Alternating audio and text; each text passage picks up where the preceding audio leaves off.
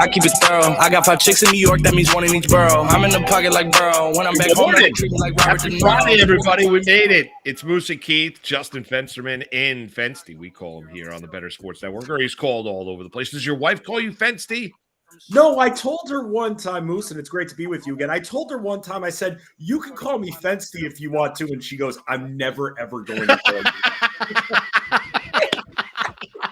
I was serious too. I'm like, you can call me Fensty. No, like only like my mom calls me Justin. Yeah. I'm like, you, and she's like, I will never, ever call you that. Yeah, I my wife's never called me Moose. It would be good morning, brother. It's good to have you with us here for the next couple hours. We got a lot of things to get into, and you posed a great question because I tweeted out some photos last night. I took Donna and I took our 3 boys to the Rangers Devils game at the Prudential Center at the Rock, and Ranger fans in the house. And first and foremost, let me thank the Devils because I bought the tickets through them, and they were great. And we had a great time. We had a fun evening. It was a long drive down to Newark, New Jersey, fighting all the rush hour traffic at that time, but saw a great Ranger performance. And I was telling the boys, it was like, I've been to a number of playoff games, Justin. I'm sure you have as well over, the course of your life. We're huge, huge sports fans, whatever it might be. It was the first road Ranger playoff game that I've ever been to. I've been to a number of games at Madison Square Garden, never been to a road Ranger playoff game. And they gave a great performance, fell behind 1-0, eventually win the game 5-1. Kreider with a couple goals, and Kane with a goal and a couple of assists. He played really, really well. They had an amazing time. They had really an amazing time, and they had a fun night and hopefully making memories. That's really what it's all about. But you posed a great question, like on social right before the start of our show about an hour ago. Greatest kind of game that you've ever been to, playoff game that you've ever been to, Justin, what would that be? Man, and I'm thinking about it, Moose, because even back in your producing days, back in the 2000s and the late 90s, you were also covering these games as well for WFAN. So I'm sure your list is a laundry list. For me, though, it comes down to 2 games, and I actually have both ticket stubs right here. Oh, look at that. That's right. So ticket stubs, a thing of the past, Moose, because I miss ticket stubs. Dude, I don't know why they got rid of them. It's one of the best souvenirs that you can have. I've collected all mine throughout my life, and I go through them every so often because it brings back those memories from the specific games. But the 2 that I've been to here, which represents these ticket stubs, 2 different Mets World Series Game 3s. I went to the one in 2000 versus the Yankees that they won. Then I went to the one in 2015 that they also won. And that happened to be both games, the only 2 games they won of either series. Yeah, that's awesome. Yeah, that's great. That's great. And yeah, I mean, I have I think the greatest playoff game I was ever at was the 94 Stanley Cup Final Game 7 Rangers Canucks. Oh, wow. I was there with my dad. We had my dad he was working for City at the time. We had he split with 6 other guys at his company that split like season tickets to where you got like, I don't know what it was, like 7 games during the regular season, 6 games during the regular season. And then you've got a shot to go to like postseason games. And it kind of ran through the list. So we were up for the Stanley Cup final. We could either pick game 1 or game 7. That was our options, either the first game of the series or game 7 of the series. And I had a dream, and I was 18. I had just turned 18. So I was 18 at the time. This was 94. Justin, you'll never believe it, but I had a dream that my dad and I were at the Stanley Cup final. The Rangers won the cup, and it was game 7. Wow. And so my dad was like, how did you pick that? That's a big risk right there. That is a huge gamble. So either you have the certainty of distance. Right. So you have the certainty of game 1, and it's game 1 of the series, and you have everything where the Rangers are in the Stanley Cup final, and it's Madison Square Garden. And I had a dream about game 7 that we were there and they won the Stanley Cup. And my dad was like, how do I deny my son's dream? Like, let's go for game 7. And if you remember in that series, they had a chance to win it in 5. They had a chance to win it in 6. The Canucks came back from 3-1 down to force a game 7. And my dad and I were as was my uncle and my cousin, we were all at game 7 in 94 in the Stanley Cup final. That's even with all the great experiences I had with Mike and Chris, and we were at big Yankee games, big Met games, and Mets Cardinals, NLCS, and big football games. That was probably my greatest game that I've ever been at. 94 Stanley Cup final when the Rangers won the cup. Was it different for you, the feeling when you were covering? Because I mean, being a former producer, I covered games as well. Was it different covering the game, or were you, when you're at work, versus just being a fan? Or well, yeah, you still enjoy the work? Because Moose, I mean, you were always into your work. Same here. I mean, I'm focused on the broadcast being the best that it could possibly be, whether it was the post-game show or anything like that. But I always wondered if it's different, or you still get that same kind of oomph when you're a fan of the team, but are actually covering it for work. Yeah, well, it Justin, it's completely, to me, it's completely different when you're at something for as a fan as compared to when you're there for work. I mean, Right. because you're focused, like you were mentioning, you're focused there on your job and producing and putting together a great show or a post game show, whatever it might be. And even like when we were doing like Mike and Chris, when I was producing Mike and Chris, we were at a big event and the show was done and you're hanging out afterward because say you're in another city or say we're in Boston for Yankees, Red Sox, and you know you're going to be there the next day, you stay and you're watching the game.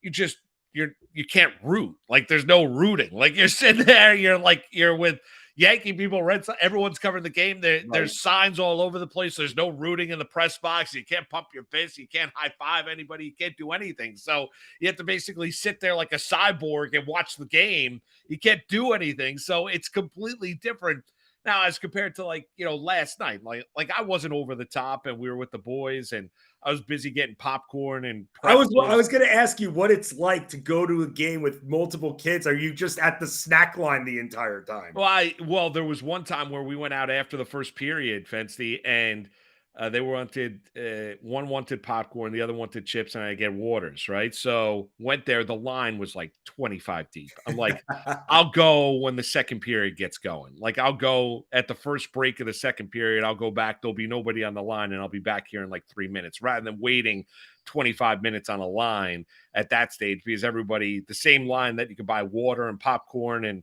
the chips was the same line you could buy beer. So the line was amazingly long. So I wasn't going to do that. It was fun. Like being able, here's the thing, Fensty, is like be able to live a game through your kids' eyes and see their excitement. Like it makes you excited as a parent. I can't wait, man. And, I have yet to take my daughter, who's going to be 2 in July, to a sporting event. And you're going to love it. That time is coming, man. I mean, we already watch a bunch of games on TV when I root for the Jets. When the Jets lost to the Patriots on that punt return last season, and we were watching it together, I literally look at her and I go, Here you go, kid. Here's looking at you, kid. This is the beginning of a long, long life of disappointments from the bad New York teams that you have just been essentially grandfathered into. So I can only imagine what it's going to be like being at the game. By the way, the other games that I was at, and I'm seeing comments as well, and let us know in the comments section what the greatest playoff game in any sport that you've been to. Let us know, and let us know a memory as well. This is what's great about Moose being at the game last night. Now we can all relate to that. I mean, Moose, I was at the Islanders Maple Leafs game, I think back in 02 or 03 when Sean Bates hit that penalty shot. Yes. 3 or 4, Nassau Coliseum. The roof just blew off. Oh, that's awesome. Yep. And that place was a dump at the end. The bar, but it was our dump there. I understand. Yes, I agree. And it was a tremendous home atmosphere. There's no doubt about it. But that is an amazing game. Like there's that's why you love sports, is you love it for this time of the regular season. You can have great regular season moments, Fensty, but playoff time is just strikes different, whether it be the Stanley Cup playoffs, whether it be the NBA playoffs, MLB playoffs. The anticipation, like you had, like yesterday, I woke up, I knew we were going to be going to the game. We surprised the kids in the morning, left the jerseys out when they woke up and told them, and they were all fired up. And I had like butterflies throughout the course of the day, being like, I can't wait to get there and kind of take in the atmosphere. And it was so much fun. I mean, just passing it down to the next generation here. I mean, we've made careers out of this, and sports are life to us. And again, I think about back when I was 13 in 2000, when the Knicks were playing the Heat in Game 3. I brought this up last week. That was the game where Anthony Carter hit that circus shot, which looked like it went over the opposite side of the backboard and in overtime. But in that game, what I remember specifically, Patrick Ewing's final clutch moment as a New York Knick with 2 seconds to go. And I'll never forget the sight, had a perfect view of it. I was sitting up in section 343 or 347. So I had a great view of it still, even though I'm like, squinting.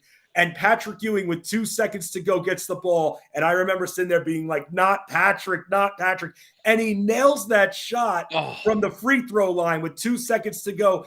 And everybody just gets up and cheers. And then you have all the guys racing to the bathroom to go hit the bathroom before overtime. And it was just crazy. And I'll never forget that, because then in the offseason, Patrick Ewing was traded to the Sonics.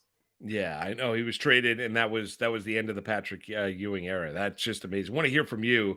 Fire up in the chat session. Give us a call. Matt Deutsch, Better Boss, chiming in. Best game he's ever at was first game after 9/11, Mets Braves. That was the Piazza home run. That was on so many different levels. That was just an amazing evening in Queens. Emotional night. That was where everybody had the police and fire department hats on and everything like that. So yeah, it's one of the biggest home runs in the history of New York sports. I mean, biggest moments, I would say, in the history of New York sports. There's no question about it. And that was how about this one, Moose? I got one on Twitter. I mean, we've been talking a lot of New York sports, but going beyond that, and see David on Twitter here at King David 318. See, this is what happens when you respond to the question. We make you famous there. You get a little shout out. He was at the Detroit Pistons New Jersey Nets game when Chauncey Billups hit that shot from half court to force overtime. I remember just the ball banking in from half court, and that's where he got the name Mr. Big Shot, Chauncey Billups, for that 04 Pistons team. And I remember I was at an after party of a junior prom.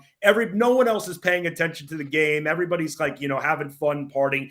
I'm dead set on that game because I wanted to see if the Pistons and that amazing defense that they played in 04 and route to a championship, I wanted to see if they could take out the Nets, who were in the finals the previous 2 years. And I remember Chauncey Billups hitting that shot. I can only imagine what it's like being live at that game when it happened. Unbelievable. Ernie Acosta, our producer, Jeter final game at Yankee Stadium is his. And Jeter walked off, right? Jeter walked off with a base hit, I believe, in that game. That was it. Yeah. That's a great moment. I mean, to be at Jeter's final game at Yankee Stadium is a pretty cool moment as well. But we'll continue the conversation, continue to talk about great moments, great sporting events that you were at, great playoff games, regular season, doesn't matter.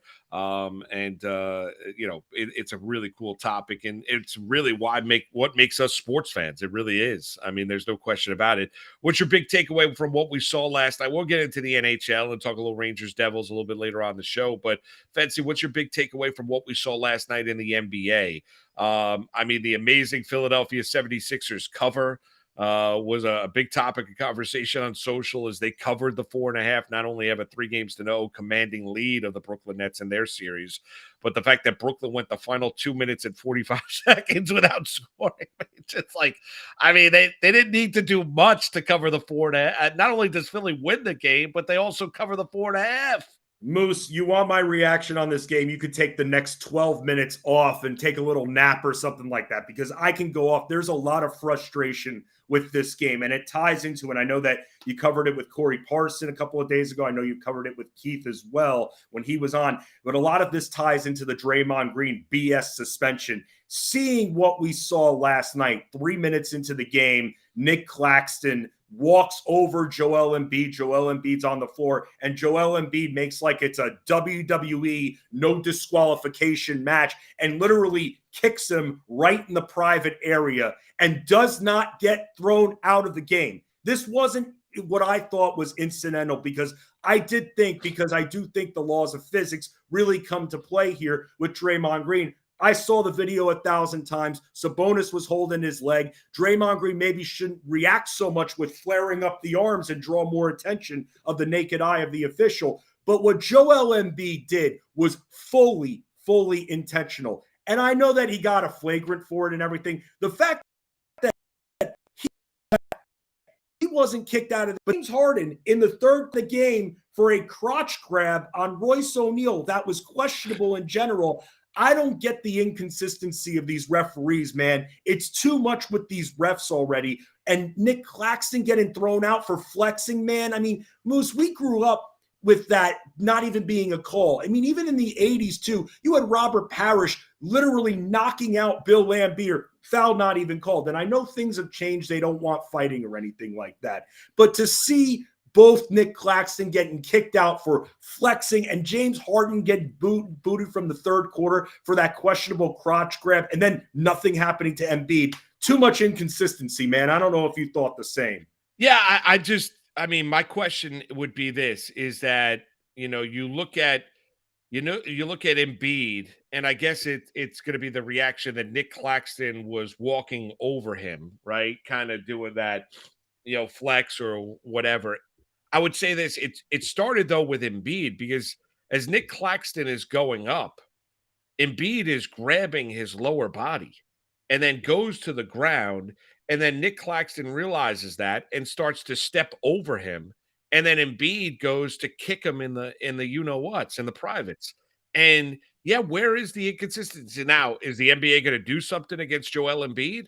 I mean, that's the question, because he should be suspended for game 4. You're going to suspend Draymond Green for his. Well, where's the history though? But here's the problem is the NBA backed themselves in a corner, because, and I was one that looked at the Draymond Green thing, and I'll be honest with you, Fancy, we didn't chat about it at the time. But I was one where I didn't necessarily think Draymond Green deserved to get suspended for what he did, because I thought I thought Sabonis was one that started it by holding on to his ankle, and then Draymond Green, I think the commissioner being in attendance, obviously his history, because Joe Dumars pointed that out, not only during the statement that was released by the NBA, but then in a subsequent interview that he did with ESPN, that the history of Draymond Green, him playing to the crowd, was conduct detrimental, which led to the game suspension last night. Didn't factor in Golden State wins that game by daylight, but still, Draymond suspended for game 3. Yeah, if you're going to be consistent, you're going to say, well, you can't have something what Joel Embiid did last night in Brooklyn, when that game is early. What was it, a 6-4 game, I think it was, at that point in time, when Joel Embiid does it? Game. I mean, you take Joel Embiid out of that game, you're looking now at a 2-1 series. Yeah, now the problem you have, though, Fancy, is Embiid does not have a history of doing this. Or does he, Moose? Because respectfully, I like to say that this guy, over the last number of years, he's a trash talker. Kind of like what Dylan Brooks has done all year here, being the new bad boy, quintessential bad boy here of the league. Joel Embiid is a big-time trash talker, and while maybe he doesn't have the exact moments that Draymond Green has had in the postseason, this guy incites a lot of anger from the opposition, and you've seen it clearly over the last number of years. He's a trash talker. He is a trash talker. If you missed it, here, let's roll the video, because we've got it. Here's what Fency and I have been discussing here, and why Joel Embiid deserved to get tossed early in that game last night in Brooklyn. Take a look. Hard to tell there. There's the finish, and there's the stare down and the step over. Ooh. Look like this. Yes. Seriously, what is this? Well, right. And I would say Embiid was wrong on 2 factors. If you roll it back there, when Claxton is going up, Embiid starts to push at his lower legs, which would lead to a guy being unbalanced. Roll it again one more time, Ernie, because if you look in that, and I think that's what led to the step over by Nick Claxton. Take a look. hard to tell there. There's the finish, and there's the stare down and the step over. Ooh. Look like you see it clear as day, the right elbow to the lower extremity, the legs of Nick Claxton as he's going up. And you don't want to do that because that's having lack of respect for your opponent. And then you get Embiid, then not liking the fact that Nick Claxton is stepping over him. Then Embiid's going to be the regular season MVP in the NBA. And then he gives you the subsequent kick to the privates of Nick Claxton. Yeah, I don't, here's what I don't understand. How does he play the rest of the game? Like you mentioned, Vency, how is he not thrown out of the game for kicking an opponent as he did last night? You're right. He has a history of trash talking. He doesn't have a history like Draymond Green did of doing those kind of dirty antics. But last night was a case in point. That's something that Joe Dumars and the NBA have got to look at and say, well, should he not be? And it's an easy one for them because Brooklyn's not going to come back and win this series. They're down 3-0. He should have been ejected last night. So if you suspend him for game 4 and then he's available for game 5, that's an easy fix for the NBA. It's probably the one that they're probably going to do. You know, it's very interesting, I'm sure, in a way, because we have not seen an NBA team come back down 0-3 ever in the history of the game in a 7-game series. So I was actually thinking about this. I was on another show last night, and I was actually like debating this with the co-host. If the Sixers were to go up 3-0, because Embiid also took a lot of shots here. The Nets did not forget about it. They were knocking him around all over the place. He took a lot of hard falls. He was stretching out his back at one point. It made me wonder, because of the past history with Embiid getting hurt in the playoffs, ruining the Sixers' playoff runs in a couple of years, if they were to go up 3-0, if they would just keep Embiid out for precautionary reasons for game 4, or you just don't mess with that because you never know. And now it's almost like if Embiid gets suspended, I'm sure the Sixers would almost welcome that. But then what about James Harden? James Harden gets kicked out of the game for a questionable crotch grab, and you're suspending Draymond Green. James Harden, also a trash talker as well. That's where it comes in for me, Moose. If these guys are taunting, and we know that both of them have had a history of taunting, I'm expecting the league to also possibly suspend James Harden too. You kicked him out of the game, so why isn't he viable for a suspension for game 4? Yeah, who do you think is more likely to get suspended, though, Embiid or Harden? Honestly, I think for the league, it's easier for them to suspend James Harden because he got kicked out of the game. So because now this Draymond Green issue is now going to be a dark cloud over the Philly situation. That's what everybody's going to be looking at right there. And you can't appeal it or anything like that. So I think because Draymond Green got ejected, James Harden got ejected, there's more of a direct correlation. I, however, think that with what Joel Embiid did, was the 1 seed of the worst cheap shot of any of the 3. And I think Joel Embiid should be suspended for game 4. And I just think because, Moose, like you said, Joel Embiid, face of the league, going to be named the MVP. I think that the league or the refs at the time felt too much pressure. And how dare they kick out Joel Embiid, the big kahuna, from this game. He should have been booted 3 minutes into this game. It was all intentional. Well, but now you could correct it. And maybe the league looks at it and says, listen, we have to be somewhat consistent here, even though they were inconsistent during the game last night and get Embiid out of the game. I don't understand how he's only assessed a flagrant. I don't understand how he stays in the game. Like, what was I was at Rangers Devils, right? Saw it afterward. But Justin, what was the rationalization why he was not ejected? Like, what were the analysts saying? He's Joel Embiid. I mean, immediately the analysts didn't know what to do. The radio call that I was listening to the Sixers feed, they didn't know what to say because they want to definitely play to the home crowd and who they're listening to. So they don't want to all of a sudden turn on Joel Embiid, but there was no rationale. Immediately it was brought up, some of the other incidents that we've seen. And they, of course, bring up, well, Nick Claxton battling Joel Embiid. Nick Claxton plays with a lot of physicality, but Nick Claxton did a very good job defending Joel Embiid. The Nets had a chance in this game. They started off very nicely, and I happen to think that good defensive teams don't get swept. Maybe they lose in 5, maybe they lose in 6. I thought that this series could go as far as 6 games because of the Nets' great defense. And Nick Claxton was limiting Joel Embiid. He was being very physical with Joel Embiid. But this incident that took place was 3 minutes into the game. And then Nick Claxton getting ejected for taunting. I almost felt like the refs were trying to do makeup calls, especially after James Harden got ejected. They needed to do something, and Nick Claxton unfortunately fell in the line of fire. Moose, there was no rationale. He should have been kicked out of the game, and this is coming right off of the controversial Draymond Green suspension. But the Nets had multiple chances to win that game. But Tyrese Maxey, man, when you have 2 slow-paced defensive teams, like those old Spurs teams, the Patty Millses of the world come through big time in these series. Tyrese Maxey is that guy. That's a good point. I like that. That's a good comparison. Patty Mills. I mean, look, a change of pace player, come and take your slow-moving offense and speed it up. And despite having James Harden, Tyrese Maxey is the difference maker on this Sixers team. Unfortunately for the Suns, they continue to be without Cameron Payne. I think Cameron Payne, especially on a team that's very top heavy, is crucial for Phoenix to have and it's looking like they will advance for the later rounds. You need that change of pace player, especially if you're going to be moving on the slower side. And with two slow moving teams, Tyrese Maxey is that X factor, and we continue seeing him have a good playoff. Right now, if I ask you, let's make a low prediction. You think Embiid's suspended by the NBA? I don't think he is. I don't think he is. I'll disagree. I think he does get suspended. I hope he does. I think Harden is suspended for this game. Okay, so we'll flip it because I don't think Harden does. I think Embiid gets suspended.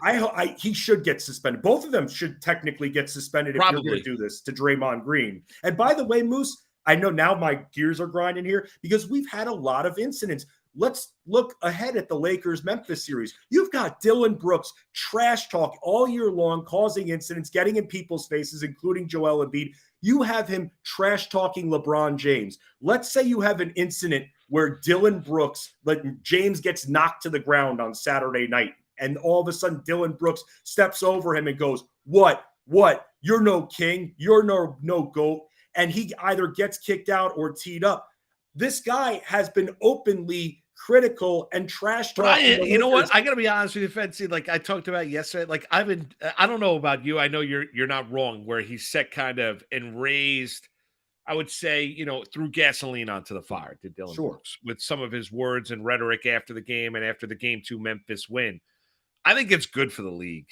Like I think it's good to have. Like I used to watch wrestling a lot more than I do now, but.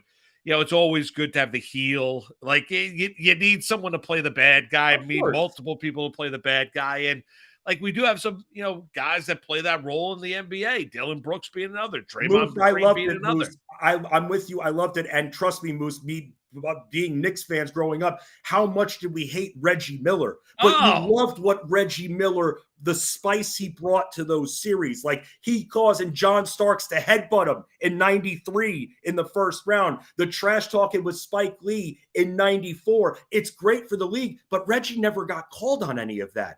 That was the thing. Now you have refs calling these guys for taunting. Nick Claxton was kicked out for taunting. So if the refs are going to call that and that's going to change the complexion of the series, it's bad. And you got to call it across the board. So now I'm thinking about Dylan Brooks and Memphis here. And if Dylan Brooks pulls any crap in Game 3, I'm expecting the refs and the league to come down hard on him because he's been openly critical and he's been inciting the taunting. All right, we'll preview some of the upcoming NBA games over the course of the weekend, including Knicks and Cavs tonight at Madison Square Garden. But, Fancy, let's continue reacting to what we saw last night.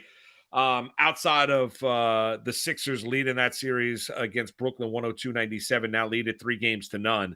But the Warriors and Kings, the line yesterday, Keith and I talked about, Fancy. I didn't know how the line was begging you to take Sacramento. I mean, 6 points. I mean, they're just like, please, just bet the Sacramento Kings, please. Draymond Green's out there. We know you want to do it. We're going to put a line out there that's going to tell you, please, how could you not take Sacramento? They've been the better team. Even with the nonsense spewed by guys like JJ Redick saying the officiating is clearly favoring Sacramento. No, maybe just Sacramento was better in the first 2 games. They were begging you to take it. I didn't. I like the Kings in the series. I was a little sheepish because Golden State, as bad as they've been on the road, they've been great at home. And it's not like Sacramento's been this tour de force on the road either. They've been good. I mean, but Golden State's been historically, they have won 11 games on the road during the regular season. I thought it was kind of the circle the wagons kind of a game for the Golden State Warriors, and they gave you that kind of a performance. What did Curry finish with 36 on the night?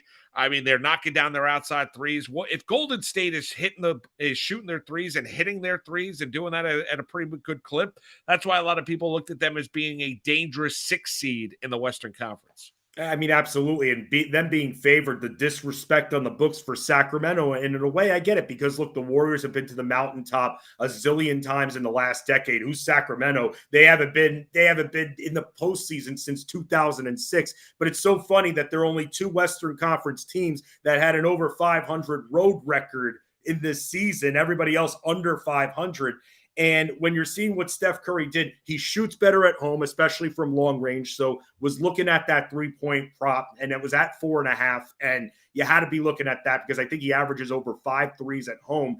And when you have a team that really lives or dies by the three, which is what this team does, because they have a lot of rawness inside. Kevon Looney is not a good post player. However, he came through big with the 20 boards last night.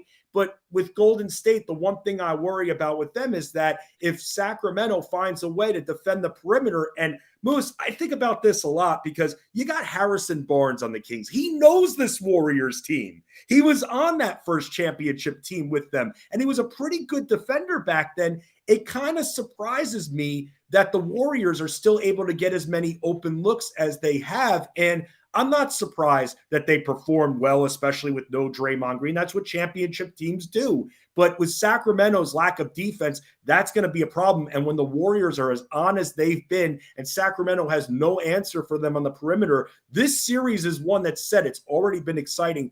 I think it could go the distance here. And I know that you said that you're more on Sacramento.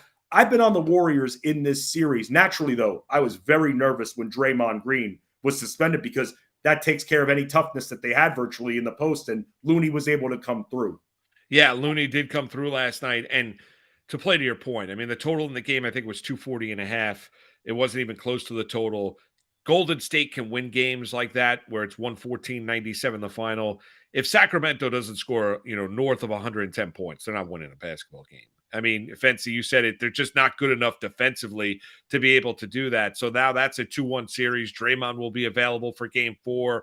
Golden State can even up that series and then set it up as a best 2 of 3 with Sacramento still having home court advantage. And then you get to the night game in Los Angeles, the Clippers and the Suns, as Phoenix takes a 2-1 series lead, wins game 3 in Los Angeles, 129-124.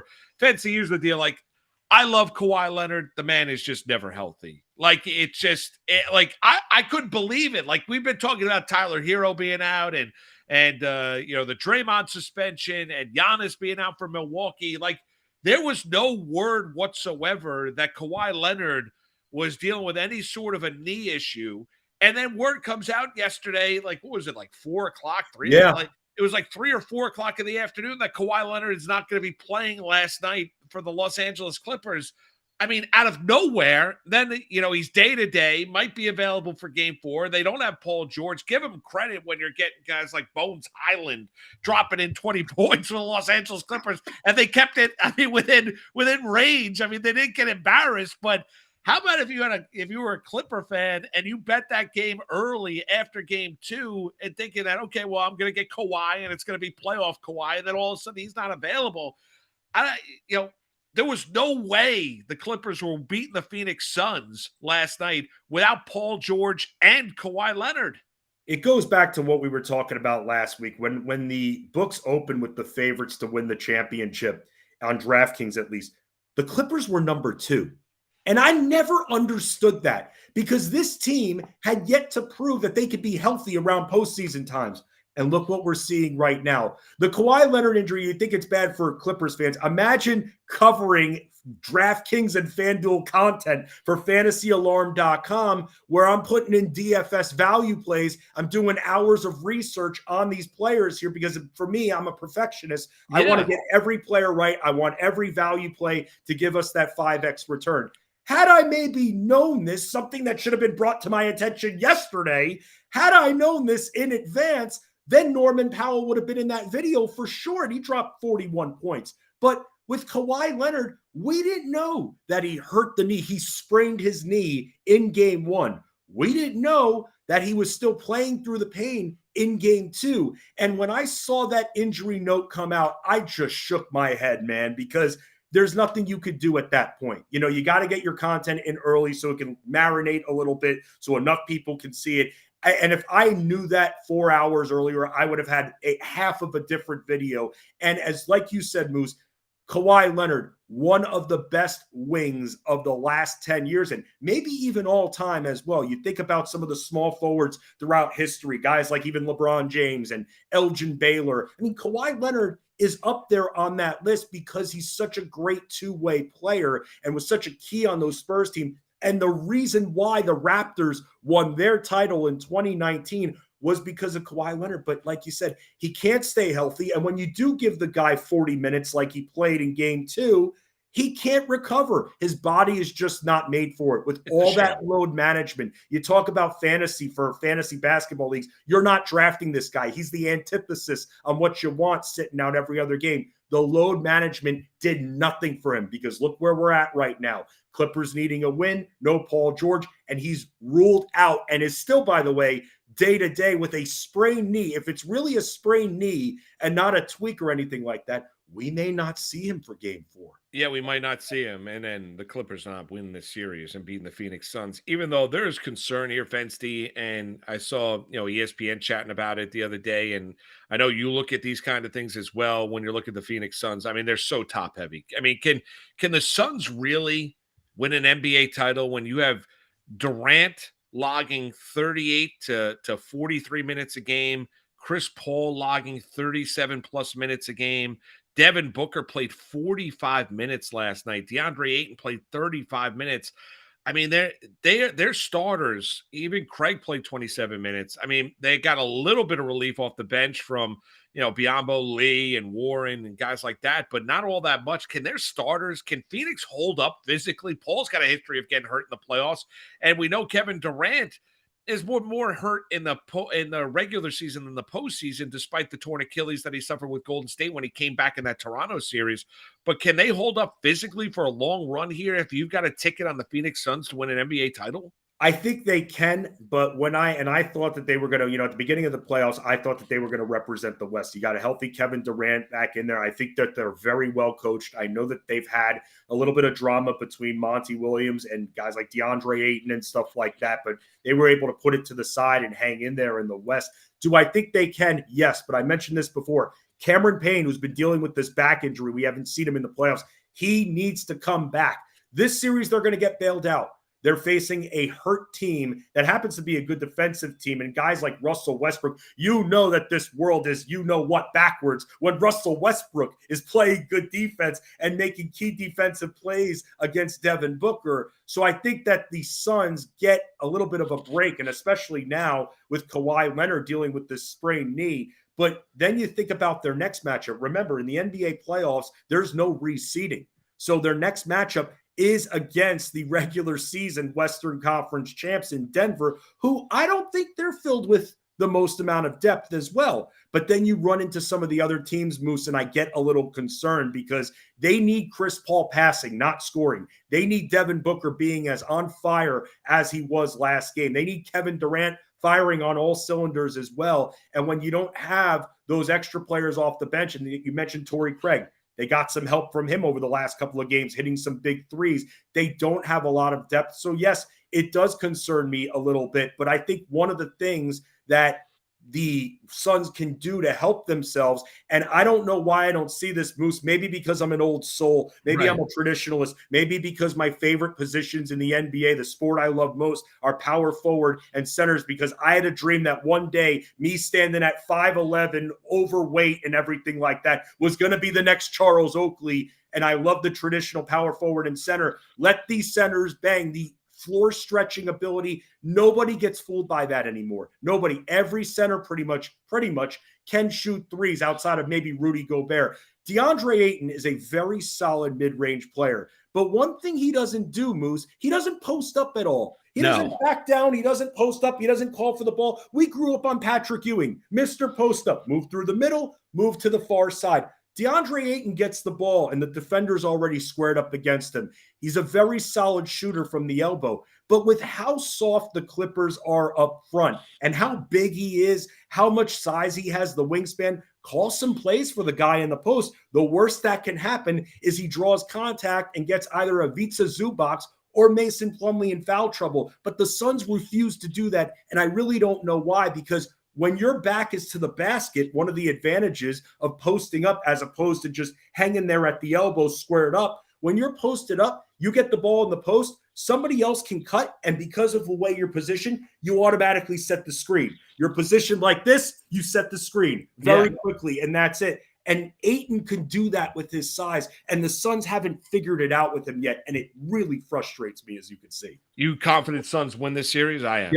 Yes, I am. I mean, the Clippers the Clippers, unfortunately for them, they don't play good front court defense, great wing defense, but their top wing defenders, who are two of the top wing defenders in the league, are both hurt. We don't know if we're going to see Paul George. We don't think so in this series. I don't think so. We don't know when we're going to see Kawhi. I'll tell you. I mean, I don't know, and it's hard. I mean, it's a knee sprain. He played with it in game 2, maybe the time off. But if Kawhi Leonard can play, he should play game 4. Yeah, absolutely. Because they can't fall behind 3-1, losing both games at home in Los Angeles, and then come back and win that series. I don't think the Suns are going to. It's not going to happen, and you have to really the only way. Win 2 of those next 3 games on the road in Phoenix. That's not going to happen. The Suns have to all be off shooting, and the best Suns team is one where Chris Paul doesn't have to score. You want to see him in total pass mode and just completely feeding, and that's why I think you need to get DeAndre Ayton more involved. And how you do that, besides trying to get him an open look from mid-range, have him post up more. He's going to see nothing but success. He's a better player than what the Clippers can throw at him. Mason Plumlee doesn't play a lick of defense. Zubac is just as bad. Bottom 5 team at defending centers.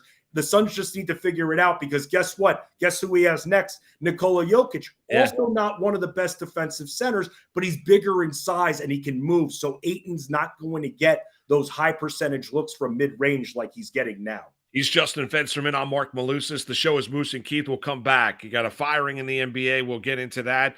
We got some MLB notes to get into, some interesting NFL news as well. Plus, we're going to play a little game a little bit later on. We'll preview the NBA games tonight. We'll preview the NHL games as well, get some picks, fire them out there. Dave Sharapan will join us at the bottom of the 11 o'clock hour. It is an action-packed Friday right here. Moose and Keith, Fensty in for Keith on a Friday.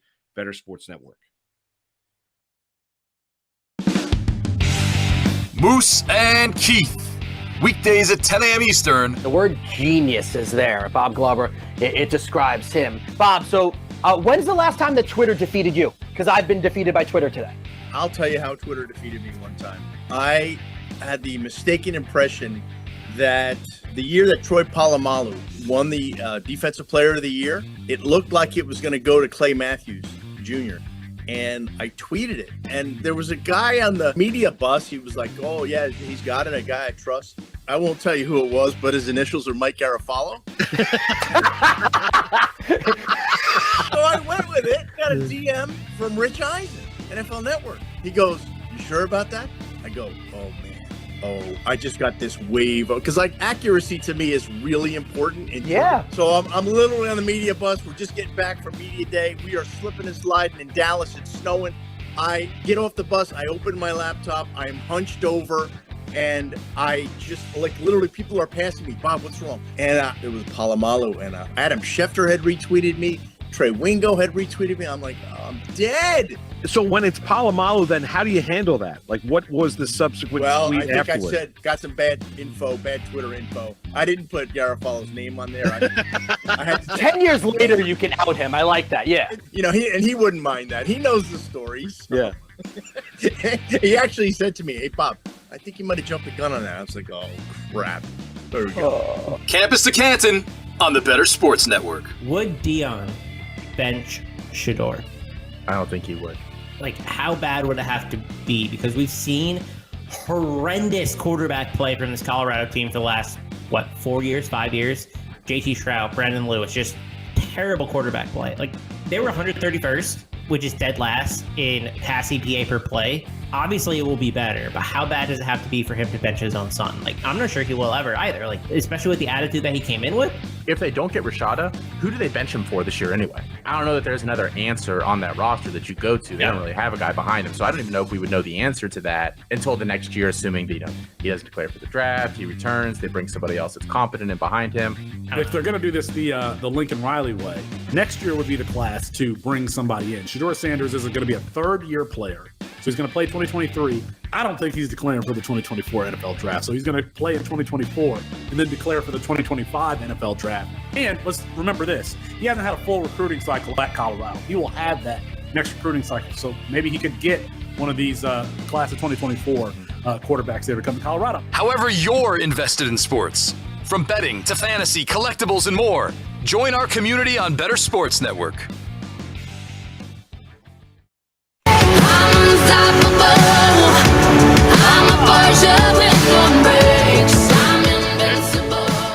One of my kids' favorite songs. Every time you got to pump it up in the Malusa's car where we're headed to some sporting event or some game, whatever it might be. He's Justin Fensterman. I'm Mark Malusas. The show is Moose and Keith here, coming to you on a Friday on Better Sports Network. Before we hit the airways, Justin, news came out of Toronto just quickly because, it was breaking news. Nick Nurse out after 5 years as head coach of the Toronto Raptors. They want a little bit of a reset. The Raptors obviously were part of the play-in tournament. They didn't last all that long, blew that huge lead against the Chicago Bulls, which was terrible and a bad look up there in Toronto. But I think Nurse is a good coach. I'll be honest with you, I do. I think he'll get another opportunity to be a head coach in the NBA if he wants it. Maybe he does want to do a little bit of a personal reset. I don't think it was a lack of preparedness. I think it just grew a little bit stale. And I also think the organization never recovered after Kawhi decided to leave Toronto, winning that NBA title, and go to Los Angeles and play for the Clippers. They just never reset. But they've got some good players on that team. It'll be interesting. Maybe they need a new voice. Maybe they do. But Nurse out as head coach up in Toronto. And I don't think it's right, Moose. I'm shocked that if I'm any of these NBA teams, I'm salivating right now wanting this guy because he won over 58% of his games. Great character guy as well for the locker room. And I normally roll my eyes with that, but you've seen so many of those positive reports, and there were a lot of personalities on those Raptors teams. I don't blame him, though, for the lack of success this year because of a few things. And I don't think people realize this. When you're a team and you're a coach that runs a very tight rotation, like Tom Thibodeau, he runs a very tight rotation as well. We're talking 7-8 guys really that are getting somewhat impactful minutes. And hard to break that rotation. So it's hard to break the rotation. But here's the problem with what the Raptors were facing at the beginning of the year. They always had a guy out. It almost seemed like their starting five was never all healthy together. Whether it was Anunoby out for a couple of games, and then Barnes was out for a couple of games, Van Vliet too, and Siakam. They didn't have their full core, and when you're running as tight of a rotation where you really rely on your starters, that messes with team chemistry right there. And also the other thing that was hanging over their head was that you thought for at least a couple of months that two of those starters were going to be traded. Pascal Siakam was on the block. OG Anunoby was all but gone. Gary Trent, all but gone. Fred Van Vliet, did they want to pay him? He was all but gone as well. So when you have that going on in the organization, the fear of the unknown, and you're hearing for months on end that the Raptors, they're going to be sellers, they're going to be sellers, they're going to be sellers. Trade deadline comes, and this team is buying Jakob Poeltl at this point, who they actually coincidentally traded in the Kawhi Leonard deal when they sent him and DeRozan packing to San Antonio. So they get Poeltl back. So that was very head-scratching to me because I thought that a few of those guys were leaving. So with all of that to mind, plus the fact that you didn't have all five of their original starters healthy at one point for most of the first half of the year, I almost felt like this was a bit unfair. It's not Coach Nurse's fault that this happened. Couple of things in Major League Baseball. Number one is that if you are a Max Scherzer owner in fantasy, he's going to be out for the next 10 games because he's accepted his 10-game suspension. He's not going to fight it at the behest of the Mets, and he met with the media yesterday. And listen, Fenty, I don't know. I don't look at Scherzer as a cheat. I really don't. I think there are baseball and sports. There are guys that are inherently a product, whether it be a PEDs or spin rate. When you look at Spider Tack, I think Max Scherzer just pushed the rule, didn't understand the rule, and look at it that way. I believe him. I don't think the intent Wednesday in Los Angeles was for Scherzer for him to go to the mound and try and cheat. I think he just didn't really understand the rule book because he's screaming at the umpire and telling him it's just rosin. Well, if you look at the substance, if you look at the doctored ball memo that was put out by Major League Baseball, you can use too much rosin to create a sticky substance, whether it be on the hand or the glove, that you can be tossed from the game from. I think it's just as simple as that. I think he'll make the adjustment. Maybe there needs to be a little bit more clarity from Major League Baseball. I think that's something that we can have a discussion about, Fensty, but I don't look at Scherzer now, and I don't change my perception of what Max Scherzer is as a pitcher. No, and especially if you're going to have everything like rosin bags and everything like that, and pitchers, their routine is to pick up that rosin bag, and they're in the heat. They're also using their hands. Your hands are sometimes just going to get sticky. They asked him to change the glove and wash his hands at first on the first check, and he did that. And I saw your tweet, Moose, and I'm a little bit confused by that as well. Why he's using rubbing alcohol. Well, someone explained to me the rubbing alcohol gets it off your hands a lot easier. Yeah. But if you're going to use the rubbing alcohol to clean your hands, and then you're going to apply a rosin right afterward that then creates the same sticky substance, then aren't you defeating the purpose of using the alcohol? Right. So I that part I didn't understand. But here's the deal, Moose, and you're going to laugh with this here. I actually have some expertise in this because I was a varsity bowler in high school. That's right. I was a captain. You and we were both bowlers growing up, Bensty. Look at that. It's like kismet. 2-year captain of the Oyster Bay High School varsity bowling team. So here's the deal. Here's why I say this, not to just say I was a bowler, nothing to brag about anyway, but you know the rosin bags that bowlers use. Yeah. The rosin bags, and when you're using your hand, and you can dry it as much as possible on the little air dryer by the ball rack, after a few frames, your hands is naturally going to get sticky if you're using the rosin bag.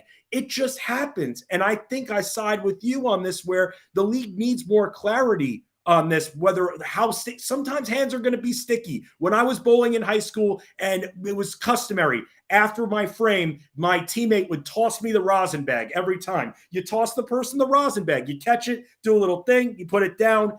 And even when you try to dry your hand, me also being a little bit of a nervous Nelly when I would play sports, my hands were always sweaty too. Sometimes hands are just sticky, and this ump is notorious for a hand just being sticky, throwing players out. And I did not expect that to happen, especially when they checked him the first time and everything seemed fine and he was able to change the glove and everything, wash his hands. I was shocked when he got thrown out, and then immediately you knew that suspension was coming. Now, we mentioned about the cheating aspect, Fensty. Now, another guy who made his return last night for the San Diego Padres, and that is Fernando Tatis Jr. My boys love Tatis, love watching his videos on YouTube, Fernando and everything like that. And he's the exuberance, the joy in which he plays the game.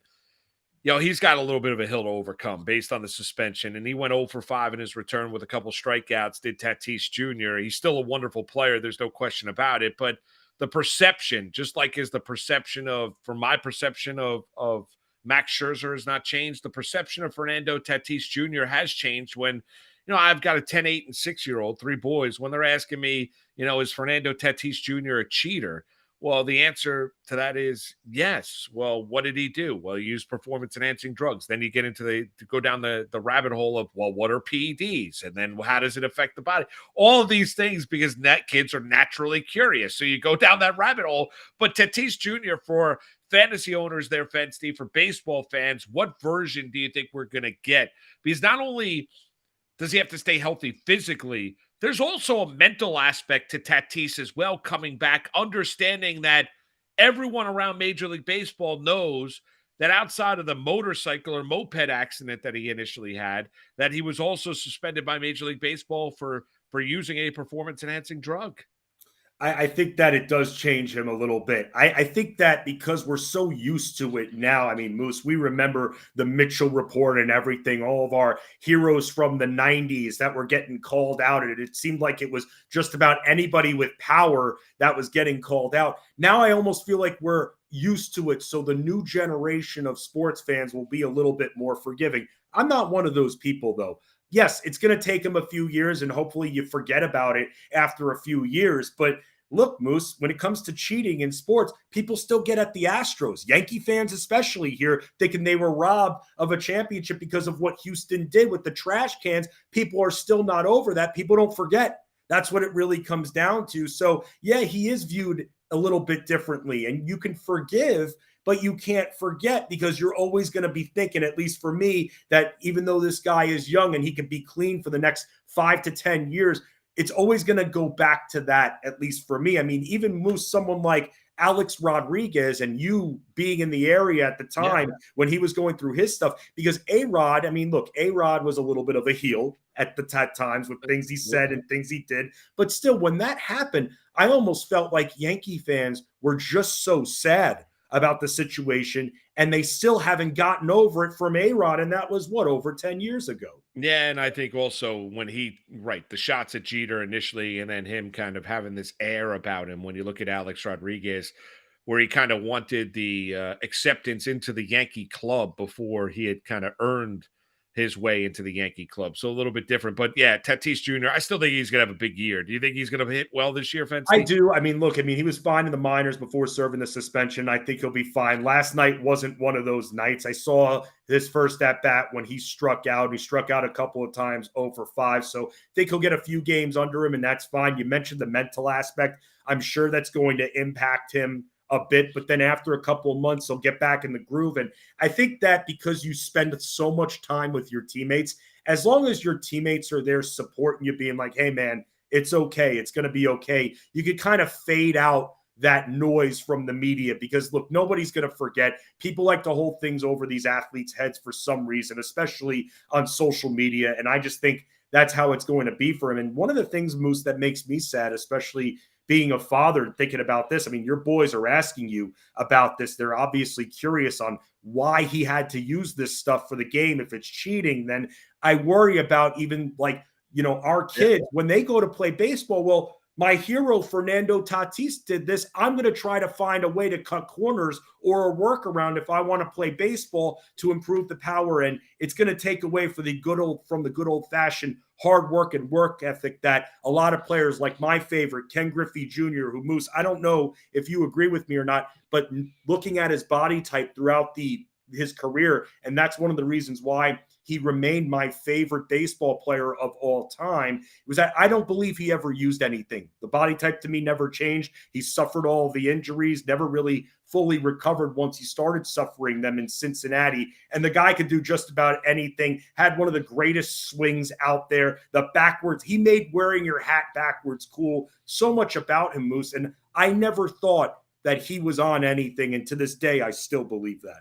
All right, let's get into the playoffs tonight, Fensty. And I don't disagree with you about Griffey. One of the only autographed baseball bats that I actually bought, I think, off of the Home Shopping Network one night. I have an autographed motion picture card of him. That's awesome. When you tilt the card, it's like you see him swinging through and everything like that. I love Griffey had the prettiest swing. There's no prettier swing that I've ever seen in all of Major League Baseball, the history of Major League Baseball. I almost got my ear pierced because of Ken Griffey Jr. Did you really? I didn't end up doing it though. But how close were you getting your ears pierced? I was pretty close a couple of times. You don't remember, Moose? I mean, it was back then. I mean, there was a time, Moose, where I watched you on TV and you had those highlights in your hair. Unfortunately for me, I've been losing my hair since the George H.W. Bush administration, so I didn't get the pleasure of doing that. But at the same time, earrings and especially like highlights in your hair, very popular back in the late 90s. That was a mistake. That was a mistake. Be honest with you, that was a mistake. When I got convinced to do that, I was like, oh, that was an instant regret. I remember when I think the Rays were on like a losing streak when Lou Piniella was managing them, and he says, look, if you win, not thinking they were going to win, I'll dye my hair. And then he had to dye his hair blonde. I know, crazy. Let's get into the playoff games now. Let's start with the NBA. I've got some NHL picks, Fensty, as well, and we'll get into some other things. We'll get into a little bit of a game here in a little bit as well that Fensty posed this morning, and it's going to be fun to kind of run around some things. Celtics and Hawks tonight down in Atlanta. Boston laying 5.5 on the road. They're minus 220 on the money line. The total in the game is sitting at 228. I still like the Celtics in this game. I just think the Hawks really don't play any defense. I've been very impressed with what I've seen from some of their ancillary pieces, like DeAndre Hunter, who I think is a player in this league. Often gets taken out of the conversation when it comes to everything well. He does. But the problem is the Hawks have been loaded with too many forwards, and they have a tremendous problem, Moose. They have a disease, and it's called the John Collins disease. They can't shake it, man. They can't shake Well, the John Fency, Collins they try and get rid of him every year, and they can't. Like every year, John Collins is on the trade block. Every summer, he's on the trade block. Every NBA trade deadline, the Atlanta's trying to move John Collins. You see that headline? They never move him. Yeah, they don't. And that's because he doesn't have an impact on defense whatsoever. His post play is kind of crappy. And the only thing the guy can do is hit mid-range shots and shots from the corner from three. That's really all John Collins brings. So like you said, it could be Halloween trick-or-treating. You couldn't give this guy away like candy. So that's a big problem with them. And I think it limits a guy like DeAndre Hunter. And also something else that I think limits him too, because when you have Trae Young and DeJounte Murray on your team that are both very ball dominant, the ball can only go around so much throughout the game. And then you got Bogdan Bogdanovic off the bench as well, who bringing him in there to hit threes. I just think Hunter often gets marginalized in this rotation when you have too many swingmen and too many forwards to deal with and two ball-dominant guards. Somebody is essentially going to get canceled out, and unfortunately, I think that's been Hunter. But we've seen him have some very nice moments here in the playoffs. But I don't think Atlanta wins this game, man. Yeah, I don't think Atlanta wins the game either. I will tell you this though. I'll take the Hawks plus 116 opening quarter. Okay. You know what? And I would probably take Atlanta plus the 1.5 in the opening quarter as well. I think if you're going to get the best of Atlanta, it's going to be early on in this game. Feed off the emotion, get off to a good start. The crowd. If you've got the Celtics to win this series in 5 games, this is the game. Like this is the game Atlanta has to win. They lose tonight. And I mean, Fency and I are both in agreement, like looking at this series, totally agree with them that Atlanta just doesn't play enough defense. I think Atlanta, I'm going to go on the emotion, down 2-0. They get off to a good start tonight.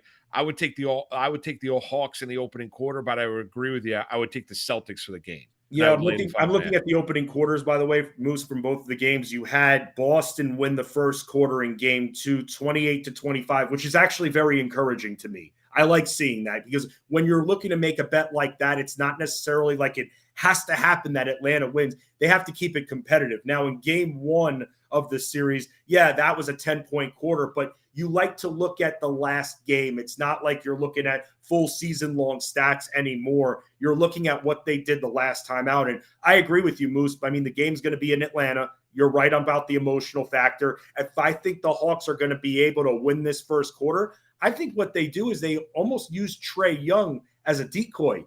Don't let him shoot so much. Let Murray try to drive and draw contact because when you're facing a good defensive team like Boston, you want to try to get some of their good defenders out of the game early and into foul trouble so they play with a little bit more of timid kind of attitude. And I think for the Hawks, they should be in full attack mode, try to attack the paint as much as possible. And then until Boston's able to readjust, then you have the defense collapsing more, and then you bring in Trae Young, and he gets higher percentage shots from 3. All right, let's get into the Knicks game. Tips off at 8:30 tonight. Does the Knicks, they're back home, Madison Square Garden, game 3, series knotted up at a game apiece. The line was 2 yesterday. The Knicks are a 1.5-point favorite. Fency, as we wake up this morning, the total in the game is sitting at 211.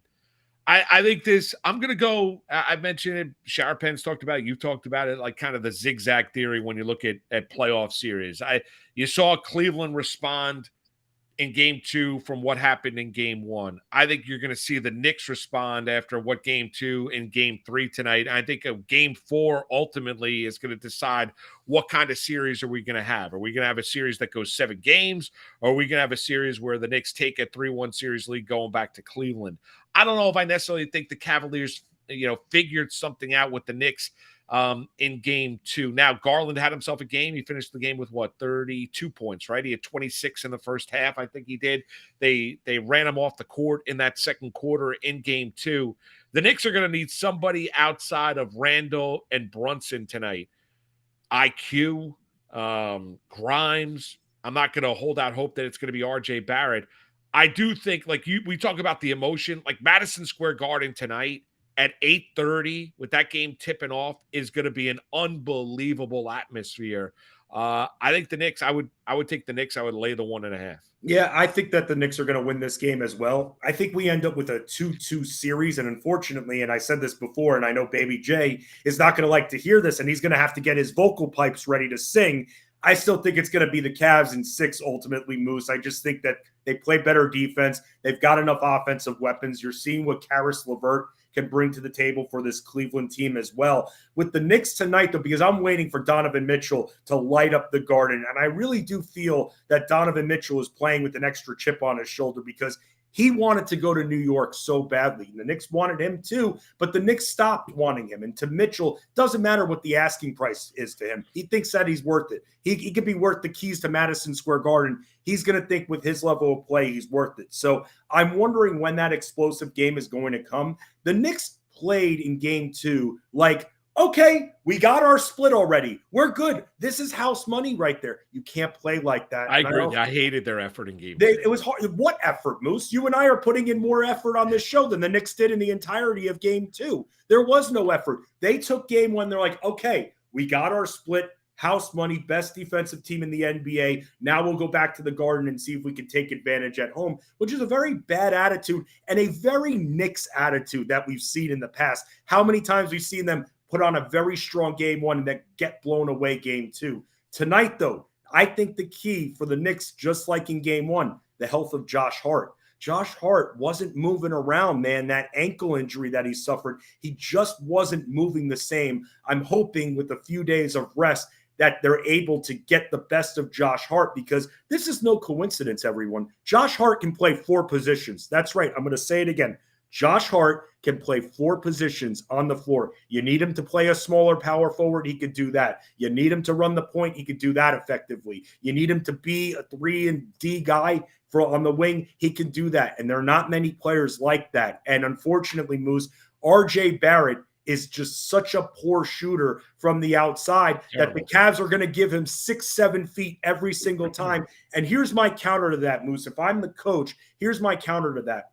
If RJ Barrett is getting as much space as he's getting, because he's an excellent ball handler and driver, although he's made poor decisions driving into traffic, which shows the lack of maturity in that area, why can't he just dribble the ball 3 feet in? Now you're 2 feet inside the arc. You get a nice open mid-range shot. I think until the Cavs have someone coming out to guard him and to close out his space, instead of shooting the 3, which you only hit 30% of your threes, take a few dribbles in, take a nice little mid-range baby jumper, and you'll have more success that way.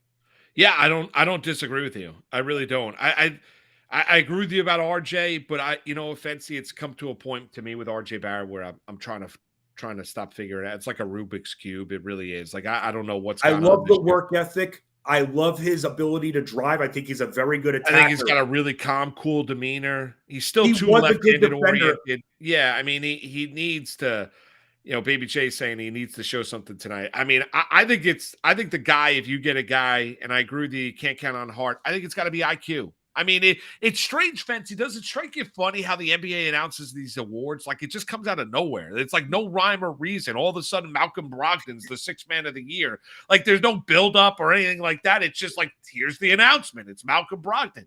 What do you think of that call? Because I think that I thought IQ deserved it. He was minus 330. IQ was the 6th man of the year. So let me tell you about the odds, Moose, because remember, these awards are voted on here.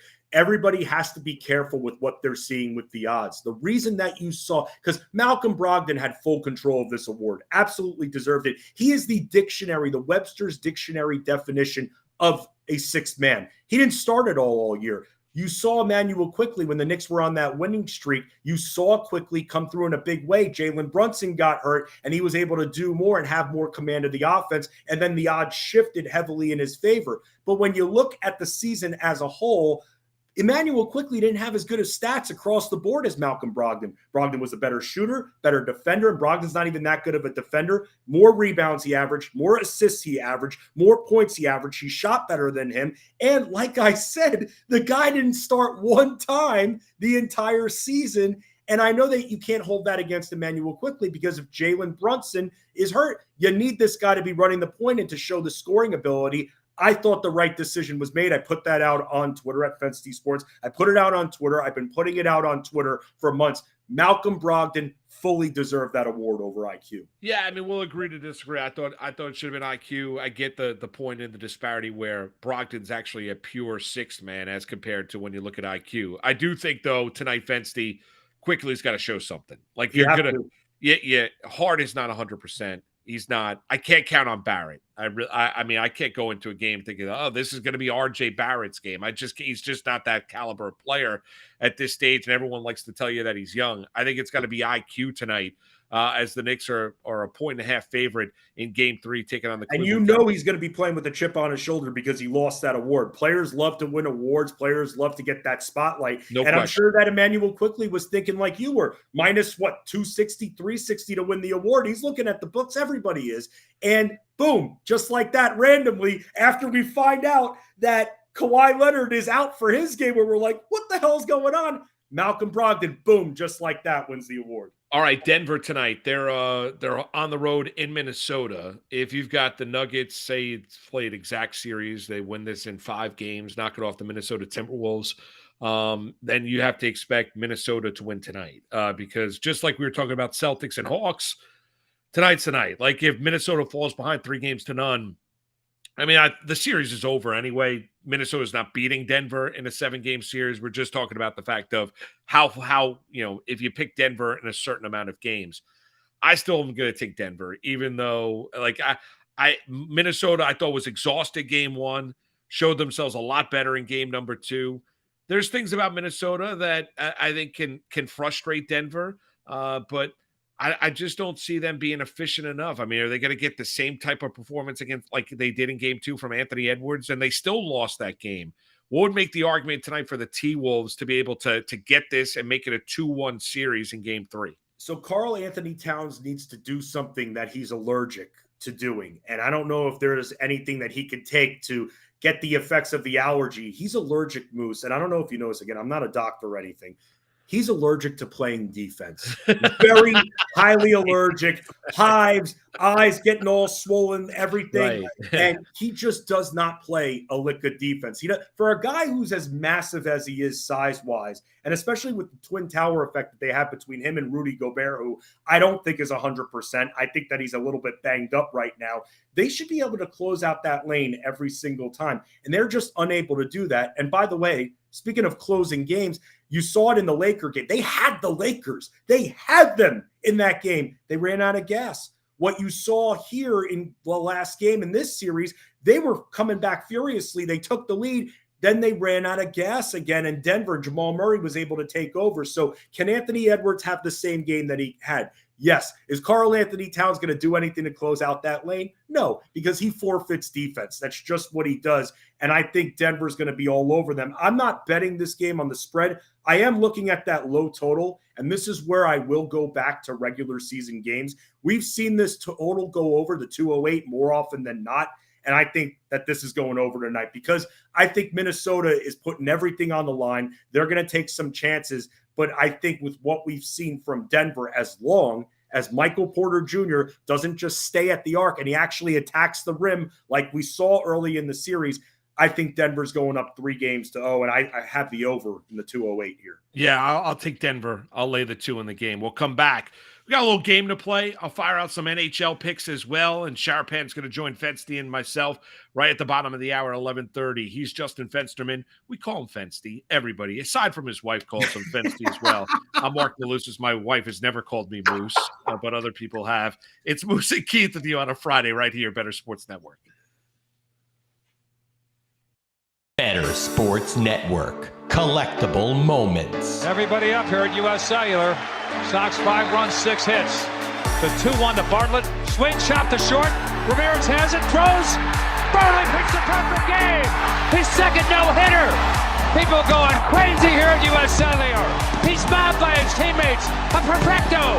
Now there's a steal by Bird. Underneath the DJ, lays it in. Right up, 1 second left.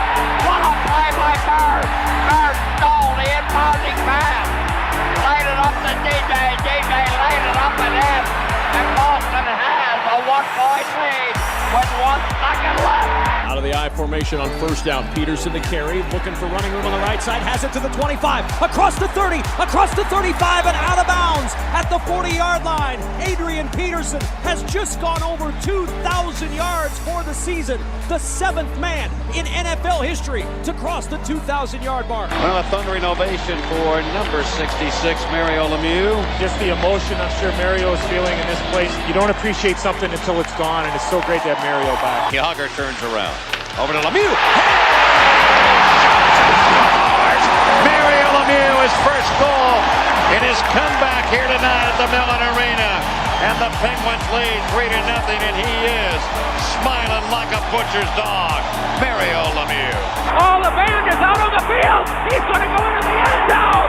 The Bears have scored, but the bands are out on the field. Pearson moves in front of the STP does. Petty comes back to the inside. They almost touch as they move down low in the banking. They're going to be side by side as they exit the bank and head for the finish line. Richard Petty goes back in front. They both spin. They're in the wall. Petty is sliding, slamming into the wall. He's coming down toward the finish line. Will he make it? Pearson is still running. The winner is car number 21. An amazing finish. Richard Petty's car demolished in the front end, as well as car number 21. An unbelievable finish, a terrible crash. David Pearson has won the Daytona 500. Leitner catches, comes down, dribbles, shoots, scores! Christian Leitner has hit the bucket at the buzzer! Pitched by Downing, swinging, there's a drive into left center field. That ball is going to be out of here. It's gone. It's 7-15. There's a new home run champion of all time, and it's Henry Aaron. The most valuable player is Magic Johnson. 42 points, 15 rebounds, and 7 assists. He starts at center, plays forward and guard, and leads the Los Angeles Lakers to a world championship 123-107 over Philadelphia. Whether you collect sports memorabilia, fantasy championships, or winning bet slips, talk about it on Better Sports Network.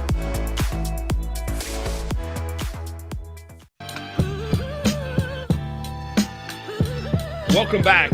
It's Moose and Keith on a Friday. He's Justin Fensterman in for Keith. I'm Mark Malusis.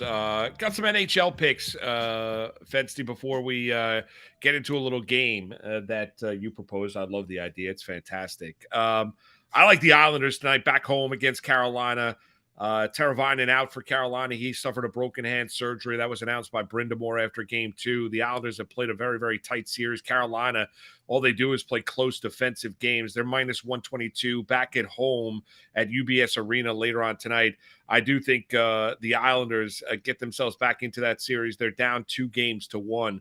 That would be one pick. I like the Bruins on the road in Florida against the Panthers. Still no word about whether or not Patrice Bergeron's going to play, the captain for the Boston Bruins. That series is tied up at a game apiece. We know how historically great Boston was during the regular season.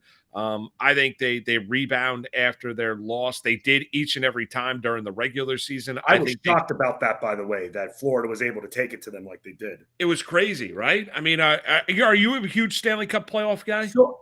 So I am not like you can only watch so many sports, especially when we're covering it from the national level. It's not an excuse. It's just a fact. And the NHL, unfortunately, gets the short end of the stick for me. But I love hockey. I love watching playoff hockey as well, and doing some shows, some live in-game shows that I do on other networks. I'm throwing to the feeds and everything. So while you were at the game, I felt like I was at the Ranger Devil game with you last night. So yes, I've been into it, but I was just so shocked about what Florida was able to do, because Boston has seemed to have just a lock on the Eastern Conference for the most part, unless your team name is Carolina. I felt like Boston had pretty much a lock on the Eastern Conference here, and I thought that they'd get through Florida no problem at all. No, I agree with you. I was surprised by their performance in Game 2. I'd be stunned if they didn't respond tonight. I really would be. And I think the Bruins will respond in kind against the Florida Panthers. I'd lay the 156 on the road. I would also take Dallas on the road minus 110 against the Minnesota Wild. I don't think you're going to see Marc-Andre Fleury in net tonight for the Minnesota Wild after his Game 2 performance. He was terrible. Ottinger's been great for the Dallas Stars all season long. I would take Dallas on the road, and I like the over in the Kings-Oilers games. I mean, Fensty, you know this. I mean, anytime you look at it, it's over 6.5. It's minus 105 right now when you look at it. I think you're going to get goals. That's game 3 back in Los Angeles. That series is tied up at a game apiece. Edmonton had all kind of heat. McDavid had a historically great year. So 4 picks in the 4 games tonight. Just to recap, I like the Islanders -122, Bruins -156, the Stars -110, and I would take the over in goals between the Oilers and the Kings sitting there at 6.5. All right, Moose, and let's play a little bit of a game I thought of, and I'll be honest with you. I was in Dunkin' Donuts getting my coffee this morning, and I was thinking about this, and I saw because Dunkin' Donuts and Baskin Robbins are kind of merged. They have been for many years. At this point. Moose Tracks ice cream, and I'm like, Moose Tracks. And my co-host for today is nicknamed Moose, that everybody calls him except for his wife. By the way, I was thinking about that in the break. I can only imagine. Hey, Moosey, can you mow the lawn, Moosey? Moosey, dear, can you mow the lawn? I was thinking about that and laughing at everything, but I can see why. Well, how do you get your coffee, Fensty? I get only ice. I do not drink hot coffee. I am not a fan of hot coffee. Moose, it could be -5 degrees outside. You're still getting iced coffee. I'm getting the iced coffee. So iced coffee with almond milk and a Splenda in it. Oh, there you go. Very nice. Yes. So Very big good. almond milk guy. I think it's great. Yeah, But I'm not with you though. I love iced coffee once it starts to get a little warm. You can't make it at home, but usually I'm drinking hot coffee more often than not during the course of the fall and winter. Yeah. what I do, and I think Dunkin' Donuts gets a little bit annoyed. Dunkin' about Donuts this. has got great iced coffee. Yeah, they're amazing. I mean, I'm a Dunkin' Donuts over Starbucks or anything else type of guy. And for me, I order if, like, let's say I just don't have time. I got assignments to do before shows. I just don't have time to go get the coffee. I'll go earlier. I'll get the iced coffee, but I'll ask them, please do not put any ice into it. Keep it cold, but no ice whatsoever. And I don't think the people at Dunkin' Donuts like that, because you're essentially getting more coffee, bigger bang for your buck, because it's kind of like ordering ice. If you order a soda at a restaurant here, you order the ice, you're going to have less of the soda there because the ice. Well, yeah, they load the cup up with ice, and then all they have to do is fill half the glass, and you've got a glass of soda. Right. So if you want to cheat the system at Dunkin' Donuts or your neighborhood, you know what? I'm going to do that. I didn't even think about that. Yep. No ice. The last time I went to Starbucks was like 3 weeks ago, and I was dying for caffeine. We've all been there, right? So you need like kind of a little bit of a jolt. I got myself like one of their, I don't know, I forget what it was. It was like one of their special drinks that they had. It was an ice drink because it was warm out. Was it the Java chip Frappuccino? No, it wasn't the Java chip Frappuccino. It was something with like cold foam. It was an iced coffee with cold foam. And it was like $7. I was like, and I'm not like, it's not like, I was like, this is ridiculous. I could go to Dunkin' and get a coffee for like $3.50. It's insane. Yeah, large is, it's weird because I go so often, I know the exact price. A large iced coffee is $5.10 now at my Dunkin' Donuts here in Maryland. So it's up there, but it's worth it. You get the large, you're feeling good for the entire day. But if you're out there and you want to cheat the system a little bit, ask them, tell them no ice. No ice. You'll get the look, but hey, the customer's always right. And what's good is because if you got a normal iced coffee and you don't drink it, no matter how frozen you make it, because you're not going to put it in the freezer, that ice is going to melt and it's going to dilute your drink. So you don't have any ice in your drink. They'll fill it all the way up with coffee. Bigger bang for your buck right there, Moose. All right, let's get to the Moose Tracks, Fensty. You All were right, at Dunkin' this morning. You saw Moose Tracks ice cream from Baskin Robbins, and so you came up with a little bit of a game, which I love. I did called Moose Tracks in honor of you, Mark Malusis. And with that, I thought that you can essentially make your mark leaving your own Moose Tracks here on today's betting lines and betting lines for the weekend. And since we were just talking hockey here, I mixed up the sports. Let's start with this one, Moose, here, because I'm going to give you a few props, and you just pick the one prop of the few that you're most comfortable betting for this evening or the weekend. That's how this game goes. Very easy. So for a total goal prop, you were mentioning some of the totals for tonight's action.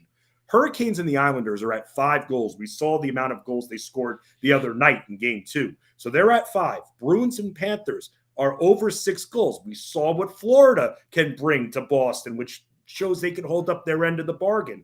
The Stars and the Wild also at a 5.5 goal line here. So if you're picking between Hurricanes and Islanders over 5 goals, Bruins, Panthers over 6 goals, Stars, Wild over 5.5 goals, which prop are you taking? Make your Moose Track. I would probably tell you, Fensty, I would take Bruins, Panthers over 6. And the reason why is I think Minnesota's goaltending will be a little bit better tonight. Ottinger's been great for Dallas, and Carolina and the Islanders are just going to be a naturally kind of low-scoring, tight defensive battle. It's just the way that series is, very, very low-scoring. I tell you, I think Boston breaks out tonight against Florida. I'd go over 6 goals, and I don't think Olmark's been as sharp as he has been during the regular season, so I'd go over 6 goals, Florida and Boston. Yeah, we'll have to see what happens there. But I'm keeping this, by the way, because we're keeping track of your Moose tracks here. So you and Keith on Monday want to go over your results. I will. Yeah, absolutely. Well, we got to tweet this out as well. But Yes. what do you like? What do you like? Do you like anything of that? We get to the NBA. I keep going back to the Hurricanes Islanders, being that both of these teams are more on the defensive end, thinking that this is the first playoff game in UBS, if I'm correct, right? Or am I wrong? It is, yeah, I believe it. I think that I think it is. I think it is. So I think that it's going to be rocking. I think that the Islanders are going to be a little bit more motivated. Ultimately, I don't think that they're going to win this series. They could make it competitive. I mean, the game went to overtime. I keep looking at that Hurricanes-Islanders goal total, thinking if the Islanders can score 2 here, then I think Hurricanes are capable of putting up 4, even though both of these teams are more on the defensive side. But naturally, after what we saw from Florida, I feel safer with Bruins-Panthers because of what you just said. So I'm actually going to switch my original decision. So the Fantasy track of the Moose track, falling in line with you with Bruins-Panthers, going over 6 here. Okay, so you like that. What's number 2? Number 2, we go to the NBA here. Point prop for tonight's action. Would you rather take for your Moose tracks here? Make your track. Malcolm Brogdon, they're now reigning, defending 6th man of the year, over 12.5 points. Julius Randle, over 23.5 points. And then, as we've talked about, Anthony Edwards, over 25.5 points. Now, I'm going to give you a little bit. I'm going to be like the prosecutor here. I'm going to give you some arguments here for these. For Malcolm Brogdon, with what you saw, the involvement for him, you have to think that Boston's going to want to get him more involved. And if you're thinking that Boston's going to be able to handle Atlanta again, you're going to see more of Malcolm Brogdon shooting the ball. I feel like because of what we've seen from Derek White early on in game 1, that limited him. But then you saw him get a few more shots here in game 2, and I'm feeling like he's going to go over this 12.5 points that we're seeing the line. That's why I picked these props, because I think that the overs are all capable here, and that's why you're making the decision. Julius Randle's been dealing with this ankle injury, and I think that if the Knicks are going to be able to win game 3, you're asking for a difference maker. You brought up Quentin Grimes. Well, he's going to be mainly productive from the arc. RJ Barrett, we already said that he can't be relied on. Quickly's going to have to rely on the best defensive team in the league, leaving him open lanes. The one difference maker that I think has enough skill to not lose the ball and slash down the lanes is Julius Randle. So over 23.5 points is what we're seeing that at right now, which, look, despite the good defense, he's perfectly capable of taking over the game. And we've seen a high volume of shots that he's taken throughout the series. Anthony Edwards, it all comes down to him, Moose. It all comes down. I mean, we saw this guy score over 40 points here, and Minnesota was able to make it a game. That is what Anthony Edwards is going to have to do again if Minnesota is going to have a prayer of not getting swept. So for me, I'm seeing the over 25.5. I'm thinking that he's taken 23 to 25 shots in this game, and the Wolves would be stupid to not feed him that much. So Moose, your Moose tracks based off these arguments: Malcolm Brogdon over 12.5 points, Julius Randle over 23.5 points, or Anthony Edwards over 25.5. Fancy, I'm going with your guy Brogdon, 12.5. Okay. Everything you so brilliant, eloquently laid it out. I think Brogdon goes over 12.5 points. I think for every reason that you just mentioned. Number 1, he just won 6th man of the year. Number 2, the Atlanta Hawks don't play much defense. Number 3 is I do think the Celtics are going to win tonight and take a commanding 3-0 lead. I think Brogdon's going to be readily involved as well. So I'm going to take Malcolm Brogdon over 12.5 points. Now, if I saw more of Atlanta, if I saw something else from Atlanta that I thought they can compete in this game, then I maybe shy away from it, thinking that the starters will be favored a little bit more, although Malcolm Brogdon gets a lot of minutes. But if I'm thinking that Boston's going to be up 8 to 12 points throughout this game, you're going to be seeing more of Brogdon, because you want to start being in preservation mode, because the Celtics have not forgotten that they have gone into playoff series before and playoff runs with injured players, i.e. Robert Williams. So they want to keep everybody as healthy as possible. And that's where you're going to see more of Brogdon leading the second unit. So I'm with you on that. We're both on the same Moose tracks for that one, Moose. We got time for another one here. Yeah, let's do it. All right, I want to actually go to the weekend here because I was thinking about this. I'm seeing a lot of games toggle between 5.5 point spreads. There are 4 of them on Saturday. So you've got the Sixers currently favored by 5, but I will say this, a little disclaimer. We don't know who exactly is going to be out on the court for the Philadelphia 76ers. You and I were talking a little bit earlier, and you could go back and check out the beginning of the show here on Moose and Keith when we were both talking about whether or not Harden and Embiid, both going to be suspended. So that's a little bit of a risk right now. The Suns are favored by 5 and 5.5. I see it toggling there against the Clippers. We do not know the status of Kawhi Leonard at this point. The Bucks favored by just 5 points against the Heat, but we also don't know here when it comes to Giannis and how healthy he is going in. And then the Grizzlies and Lakers also have their injury issue with Ja Morant. Now the Lakers are favored by 5, and I think they probably played down to Memphis, although Memphis has proven that they can be very dangerous without Ja Morant. We don't know his status there. So there's a little bit of a red flag disclaimer in every one of these games that happens to be a 5 or 5.5 point spread. Moose, of your Moose tracks, which of these teams do you think will cover picking one of these matchups? I think LeBron and the Lakers respond. I'd lay the 5 with LeBron. You ran through some of the issues where you're looking, Ja's obviously the health. The Heat were terrible. I mean, I think the argument to me would be either Lakers or Bucks because I think Milwaukee is going to win Game 3. Tyler Hero, a huge loss for Miami. We saw the Bucks respond without Giannis in Game 2. Have no idea about Kawhi in Game 4. Therefore, if he plays, I think the Clippers can win Game 4, and we don't know what's going to be the availability of both Harden and Joel Embiid for the Philadelphia 76ers. I think the Lakers, I think LeBron respond in Game 3 after what was, I would say, a not-so-great effort in Game 2. And the sports books, by the way, Moose, based off what Dylan Brooks is saying, he doesn't respect anyone until they drop 40 on him. If I'm all these sports books, I'm putting the LeBron point line at 38.5 and trying to get people, hey, take the over, feed into the narrative right there. Because I think a lot of us, because we've seen it so many times, especially with a guy like Michael Jordan, and most notably, you saw The Last Dance, right? Yes, it was great. Amazing series. One Jordan that on stood the out. iPad laughing. Yeah, it's what you're sitting out there and you're seeing BJ Armstrong of all people when they were facing the Hornets in like the 98 first round. You're seeing him talk trash to everybody on the court. Michael Jordan didn't forget about that. So with this whole Dylan Brooks LeBron thing, I mean, a lot of people are thinking that LeBron's going for 40 plus. I think he could. Like that. I think he could. Might not be that many points, but still, you have to expect a giant. I think the Lakers are going to respond. Yeah, I mean, I do. I mean, I'd be surprised if they didn't. They're home against Memphis. Therefore, I agree with you. All right, we got time for one more, Fency. What do we got? All right, a strikeout prop. This one's going to be the toughest for me, Moose. I want to see if the Moose tracks will work in this case here. I'm terrible with strikeouts. There you go. Nick Pivetta. Just downplaying expectations. Hey, this is what we do, right? This is what we talk about. Nick Pivetta over 5.5 strikeouts here versus the Milwaukee Brewers. You've got Shohei Ohtani over 7.5, a little bit of a big number, but over 7.5 Ks against the Royals, who strike out a lot. And then how about this? Mitch Keller raised the Jolly Roger right there. Over 5.5 versus the Reds, who tend to strike out a decent amount as well. Where are you going? Where are the Moose tracks line? I'm going to play Shohei. What do you think? I mean, are you good with strikeout props for pitchers? I'm decent. I'm Mr. 4.5. Like when I saw, like the other day, when I see someone like Logan Webb or Marcus Stroman, for instance, with a 4.5, more often than not, I'm going to take it for some reason. I'm going to say, I'm sorry, Fency, and interrupt you. I'm going to say Ohtani because his last start was Boston Marathon Day, and his start was cut short because of the rain delays.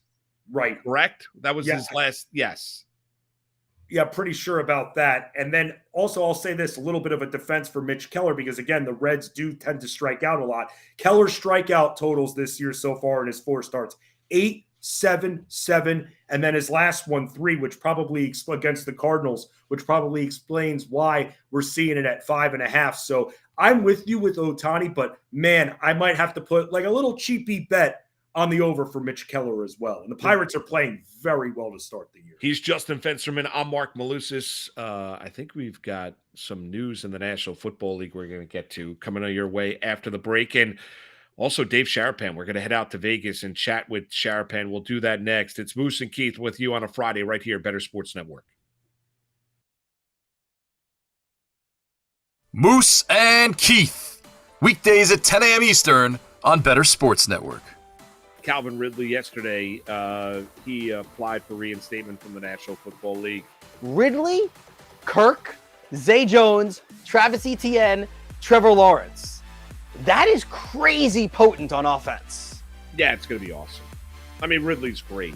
I think Trevor Lawrence is a guy I want in fantasy this year. I think you're probably right. I think they're just going to get better and better. First off, Peterson's a wonderful offensive mind, a great head coach, and we've seen that and saw that this year as Jacksonville made it to the postseason. And Trevor Lawrence, anybody that questioned whether or not he could play in the National Football League or just how good he was going to be in the NFL, those questions were answered this past season as in the second half of the year.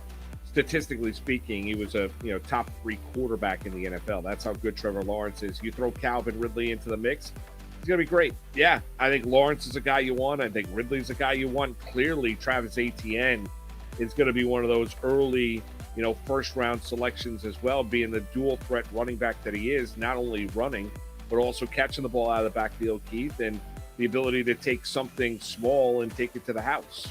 Take a 5-yard dump pass, make a guy miss in the open field, and he's gone. I mean, you saw that with Travis Etienne this past season for Jacksonville. Yeah, sky's the limit. I mean, I think you're going to go from a team in the year span where you wanted no part of the Jacksonville Jaguars when you're looking at fantasy football to where you want as many Jaguars as you possibly can because they're going to be really, really productive. And let's see if they get their tight end back as well. Who had Evan Ingram was great. And Evan Ingram, who was great this past season. Yeah. I mean, if they keep that whole core together, their offense is going to be one of the best in football. Like, I legitimately think that they could be one of the best offenses in football. Zay Jones, Evan Ingram, Christian Kirk, then and Ridley, Travis Etienne, Trevor Lawrence, a good offensive line, and you've got Doug Peterson being creative calling. Right. And you look at that division. The Colts are a mess. Yep. Titans look like they're on the downslide. Titans are on the downslide, right? That window is clearly closed. And then you got the Houston Texans. Years away from relevancy. Yeah. I mean, Jacksonville could win 11 games next year. Moose and Keith, weekdays at 10 a.m. Eastern on Better Sports Network.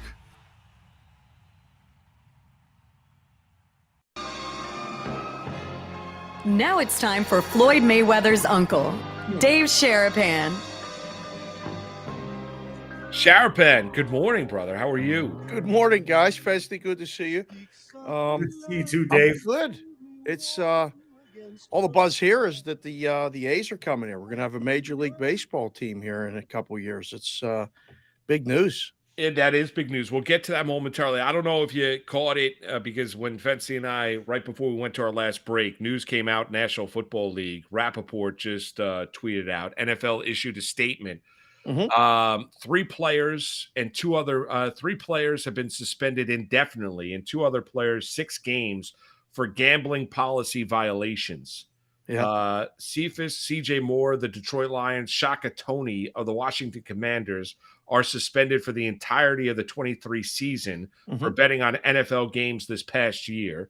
These players may petition for reinstatement at the conclusion of the 23 season. Now, 2 other players, Stanley Berryhill and Jamison Williams of the Lions, are suspended for the first 6 regular season games. So 3 players suspended for the entirety of the year, 2 others for 6 games for violating the NFL's gambling policy. Now, we saw Calvin Ridley get suspended for an entire season for the Atlanta Falcons. He's now being reinstated. He's a Jacksonville Jaguar. So, I mean, Fensty, Dave, whoever, the initial reaction, this is going to be a continued issue in the National Football League. Go ahead. You can go first, Fency. Well, my biggest point of confusion, first of all, I mean, how could players be so stupid after seeing what happened to Calvin Ridley here? They didn't learn their lesson enough. I mean, these are their jobs, their livelihoods here. But why the different suspensions, though, if all of them violated these gambling issues? And I'm trying to find very quickly what the difference is in the violations, but shouldn't Jamison Williams be suspended for the entire season too? I have no idea what they were doing. I just got a text that they were doing it from inside of practice facilities and all this other stuff. They're going to track them. They were doing it from their phones. What did the league think was going to happen? What in the world that, I mean, you're going to suspend the players. The owners bought the teams on gambling. I mean, what did they think was going to happen? And they're going to Daniel make Snyder examples bought of the players. Washington, then the Redskins, now the Commanders, right? For $750 million. He just got into an agreement with Josh Harris's group for $6.05 billion. Do you think the popularity of the National Football League, part of the reason is not built on gambling? Well, and then you get in bed with all these gambling entities to where you can go into, it's going to become more and more popular to where there's going to be areas where in the stadium you can go in and make a bet. They're putting sports books in the stadium. I mean, they're putting sports books in the stadiums, in baseball stadiums where there was a huge gambling scandal 100 years ago, blah, blah, blah, blah, blah. Art Rooney bought the Steelers after winning a horse bet. The Maras bought the Giants. Apparently they were bookmakers. I mean, like, the whole thing is tied to gambling. All of it is tied to gambling. And these aren't slap on the wrist for the players, but what did you think was going to happen? Like, we've seen this for decades here in Vegas. I was offshore years ago, decades ago. Same stuff. It's the same story. But now we're going to hear about it. There's going to be suspensions. It's going to look like, we're policing ourselves. We'll report. And if you do it, you'll get in trouble. You will. But every commercial will take all the money. We'll take the official betting partners of anybody. We'll sponsor shows like this. Sure. It's okay. Do the same game parlays. It's fine. It's hypocritical in the least hypocritical. Well, and to answer, and I don't know this answer because the news just came down like literally 10 minutes ago. But I would say that for the 3 that were suspended indefinitely, if I just had to venture a guess, that was repetitive behavior. And then maybe the guys that got suspended 6 games, maybe they did it on 1 or 2 occasions. The guys that got suspended longer probably won their bets. The guys that got suspended less probably lost. You guys ever think about, like, how do they get caught exactly? Like, are these sports books, are their books in agreement with the league? Somebody somehow watching to see what usernames cross? I just always wondered, even with Calvin Ridley, how exactly do you get caught red-handed with these violations? Oh, yeah. The books. And how about players' Lions? It was hard enough for the books to just take the bets and count the money and balance their books. That was a hard enough job. But as it became more and more and then passed, a lot of the government agencies that like to know these things came to the books and said, now you have to KYC, know your customer, and put in different checklists, points that you have to go through to even open an account to place a bet. And then, you guys know everything we're doing is being tracked on our phones. Right. No doubt. I mean, listen, I mean, just knowing people that work for the National Football League, once you start working for the NFL, like, you are prohibited from stepping foot into a casino or any sports book. You just can't do it. Ironically, that is the case. Yeah, I mean, but you look at it. Yeah, I mean, there's a lot of holes to the argument, and you kind of raise the eyebrow. There's no doubt. The Lions have they just released 2 of the players, not Williams or Berryhill. They released Cephas, who, if I'm pronouncing his name correctly, Cephas, yeah, Cephas and Moore have been released by the Detroit Lions. So those 2 players have been released. They're both suspended for the entirety of the 23 season. Berryhill and Jamison Williams I believe have been they're suspended 6 games. They're still, as of right now, and you would imagine Jameson Williams, being a former first-round draft choice, isn't going anywhere in Detroit, but still, he was a guy that a lot of people were expecting big things year 2. Well, away from that, Dave, the big announcement, I was surprised it came down in Fensty. I don't know if you, like, it was released at like 9 o'clock at night, 10 o'clock at night Eastern time, that the A's have basically, they're moving to Vegas. Like, it was so strange. Like, I woke up the morning at like 6 a.m. with my kids, and it got released like at like 9 o'clock at 10 o'clock at night that they're leaving Oakland, not immediately because the stadium's not built yet, but they're going to build $1 billion stadium out in Vegas. Not surprising. This has been rumored for years, but how about the fact that you're going to have Major League Baseball, Dave, in Las Vegas? It's incredible what I mean, this is year number 20 for me living here, and to go from, the Las Vegas Wranglers, East Coast Hockey League team, to the Las Vegas 51s AAA team, to we'll never have a sports franchise here. You can never have sports there because of, gambling and whatever other reason they came up with. It's wild. I mean, it is, the Knights have taken over the city. We're starting the playoff run. That's one thing. Then the Raiders came from Oakland. They built this gigantic, beautiful stadium right across the street from the Strip. Traffic is one thing. Everything else is another. And now they're talking about a baseball team and building another stadium. The big hubbub is, where's the money coming from and all that other stuff. It's above my pay grade. But if you'd have told me 20 years ago when we moved here that I'd be able to go to a Major League Baseball game here, not a spring training game that they throw into the AAA ballpark, but a real live Major League Baseball game, I wouldn't have believed you. I definitely would not have believed you. Makes me wonder, Dave, whether or not the NBA is next to go into Vegas too, because there has been a lot of talk that if they were to try to give a city a franchise, they want to bring it back to Seattle, because Seattle, the Supersonics, were completely stolen away from the city, from that, I don't want to say a bad word, from Clay Bennett, who had owned the Oklahoma City Thunders. Like, oh, we're not moving the team. The next night, works with the city to move a team. They work out a deal. It makes me wonder, because of what we're seeing and the success and popularity, if Vegas would be prioritized for the NBA. It was all about making the money over bringing the Seattle fans their team back. Yeah, I guess. I mean, do we need expansion? I mean, are we watching the games? Like, I don't know if we need more teams. I'd like better teams. Yeah. Right. Yes. Right. I don't know if we need more teams. I don't think we do either. I think that one of these teams would probably, I mean, I don't know who it would be at this point in the NBA. I'd like to think maybe Detroit, but then, you read about how Detroit, like, this is all they have. They they rally around their team when they're good, but trying to think of teams like them, or even maybe the Charlotte Hornets, who have been moved before. And it makes me wonder if the NBA will try to take one of those teams without expansion, because I don't think they need expansion, and move one of those teams to Vegas over the next 10 years. When you listen to the commissioners, a lot of them are talking about expansion. And I don't know. This is growing up as the son of the family business that was, didn't say that my dad said, expansion, getting more isn't always better.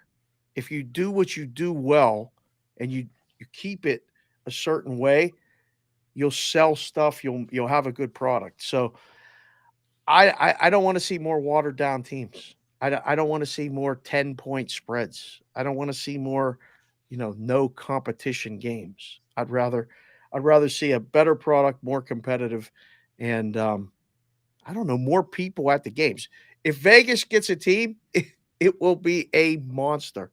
This is a basketball town first and foremost. The NBA will thrive in Las Vegas. I think eventually you probably will. I mean, the fact at some point in time, you've got a hockey team, you're going to get a baseball team. Oakland's on its way, the A's, that is, and you've already got a football team. So at some point in time, an NBA team is gonna be in Las Vegas. Something that, let's be honest, 30 years ago, you'd never think I mean, you had the running Rebels, and that's what made Jerry Tarkanian king, is Right. because he ran that like a pro team, but all you had was UNLV, Right. and you didn't have anything else. And everyone used to tell me they'll never put a sports franchise in Vegas. They'll never put a sports franchise in Vegas.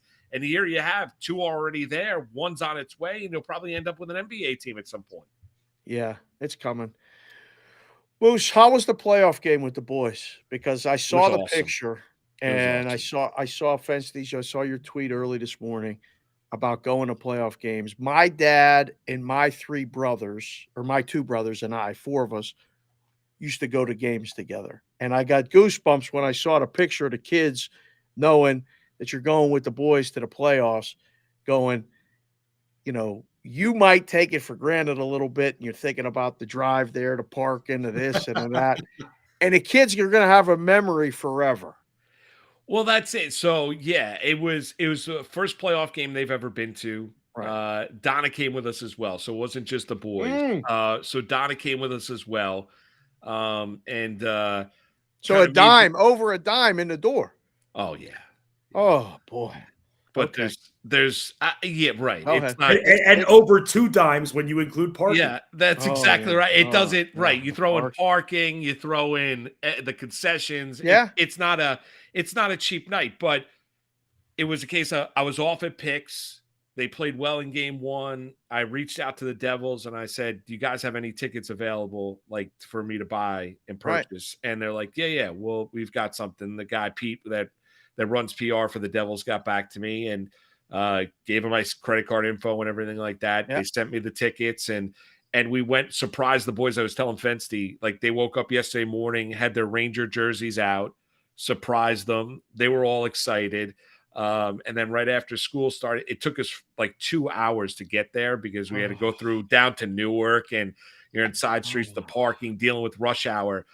But I mentioned to Fency to watch that game through their eyes and see their excitement was it was just awesome. Like that. And you hit it on the head. Like Fency provided great memories of games that he's been through. Like that's why we're sports fans and being able to kind of, the first Ranger Road playoff game I ever went to was last night. I've been to most of the games at the Garden that I've gone to, or all the games at the Garden that I've gone to.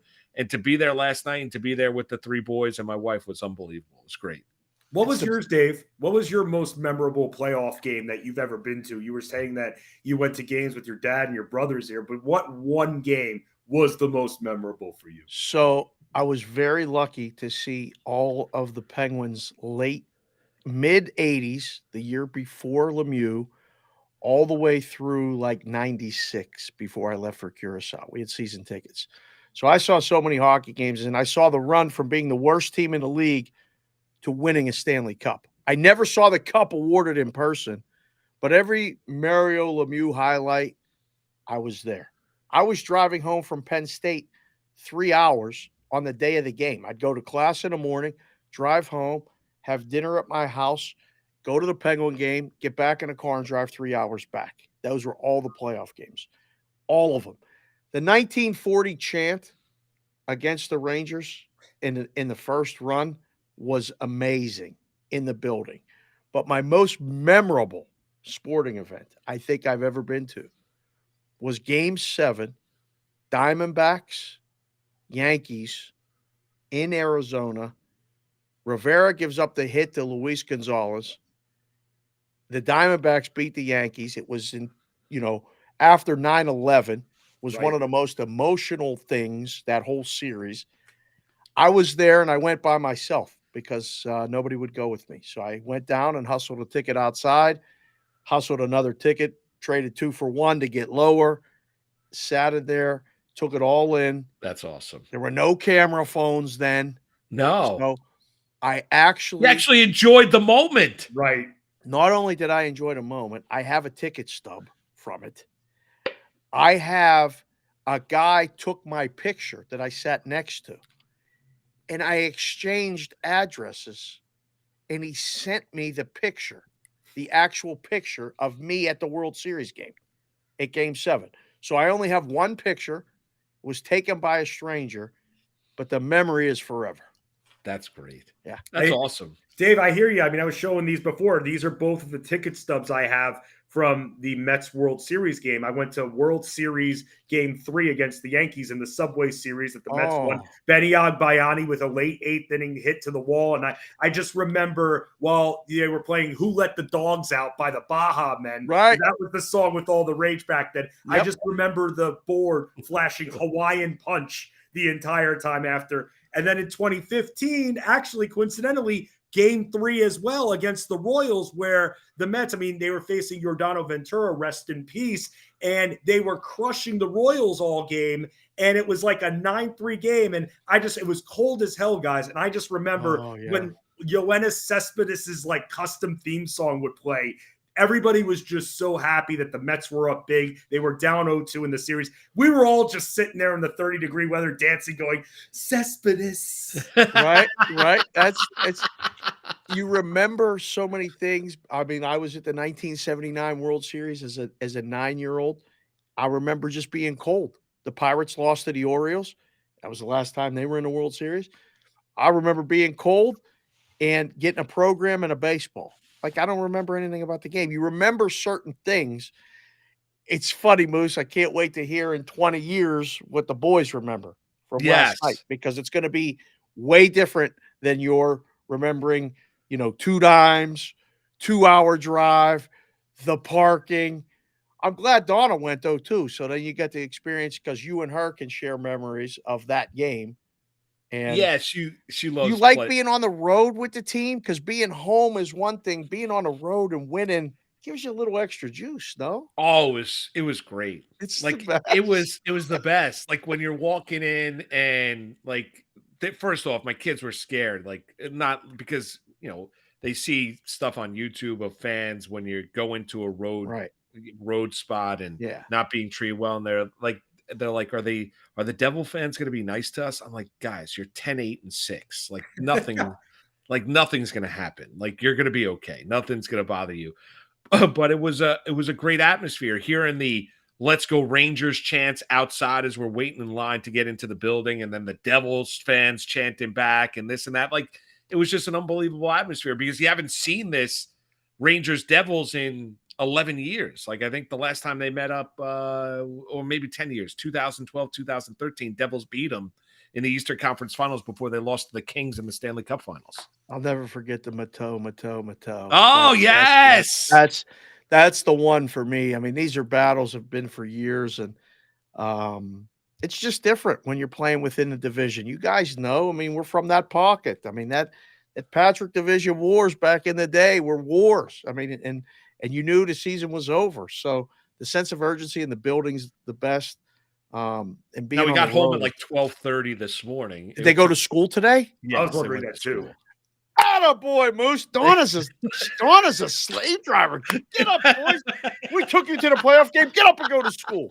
I mean, they were probably more excited to go to school today than a lot of days, because they're coming off of a playoff win that they're at, and you can only imagine that they're getting ready to tell all their friends. Oh yeah, they couldn't wait. And I was nervous yesterday that the Devils are going to win the game. Like, and so when they fell behind 1-0, nervous. I was nervous. I wanted them to be in a Ranger win. I was nervous. I know. Moose, you had enough power plays early in that game to take away those nerves, man. They didn't even defend at all. The Rangers were wide open. They're pretty much in the crease on them. Unbelievable. Worried about the Devils actually winning a game in this series. I know this might be a sweep. This one might be the sweep. I don't think there's any other sweeps, but this one might be it. We have about a minute here, Dave. Well, exactly a minute. Quickly, 1 minute. Anything tonight, tomorrow that you love, NBA, NHL? I mean, the Islanders are going to win a game. I don't know if it's tonight or I think game it's tonight. I think it's tonight too. That's my lean. And I mean, we got to get a little Pittsburgh Pirate love. I mean, the Pirates are playing as good as anybody right now. It's amazing. They got the sword in the dugout, and they're playing the Reds as short favorite. Keller, Ashcroft under. Okay, that's the play today. But the Sixers are beating the Nets too. Just take that one. It's done. Like the Nets, they're not going to win a game. So there's a sweep in the NBA. Hey, congrats on getting the A's in Vegas, all right? Fensty, what a blast. 2 hours flew by, brother. I couldn't believe it, man. It's like I looked at the clock. I'm like, wow, the show's already 75% over, Moose. But when you're having fun, that's how these are supposed to go, man. That's exactly right. We're out. See you guys Monday at 10. Have a great weekend, everybody.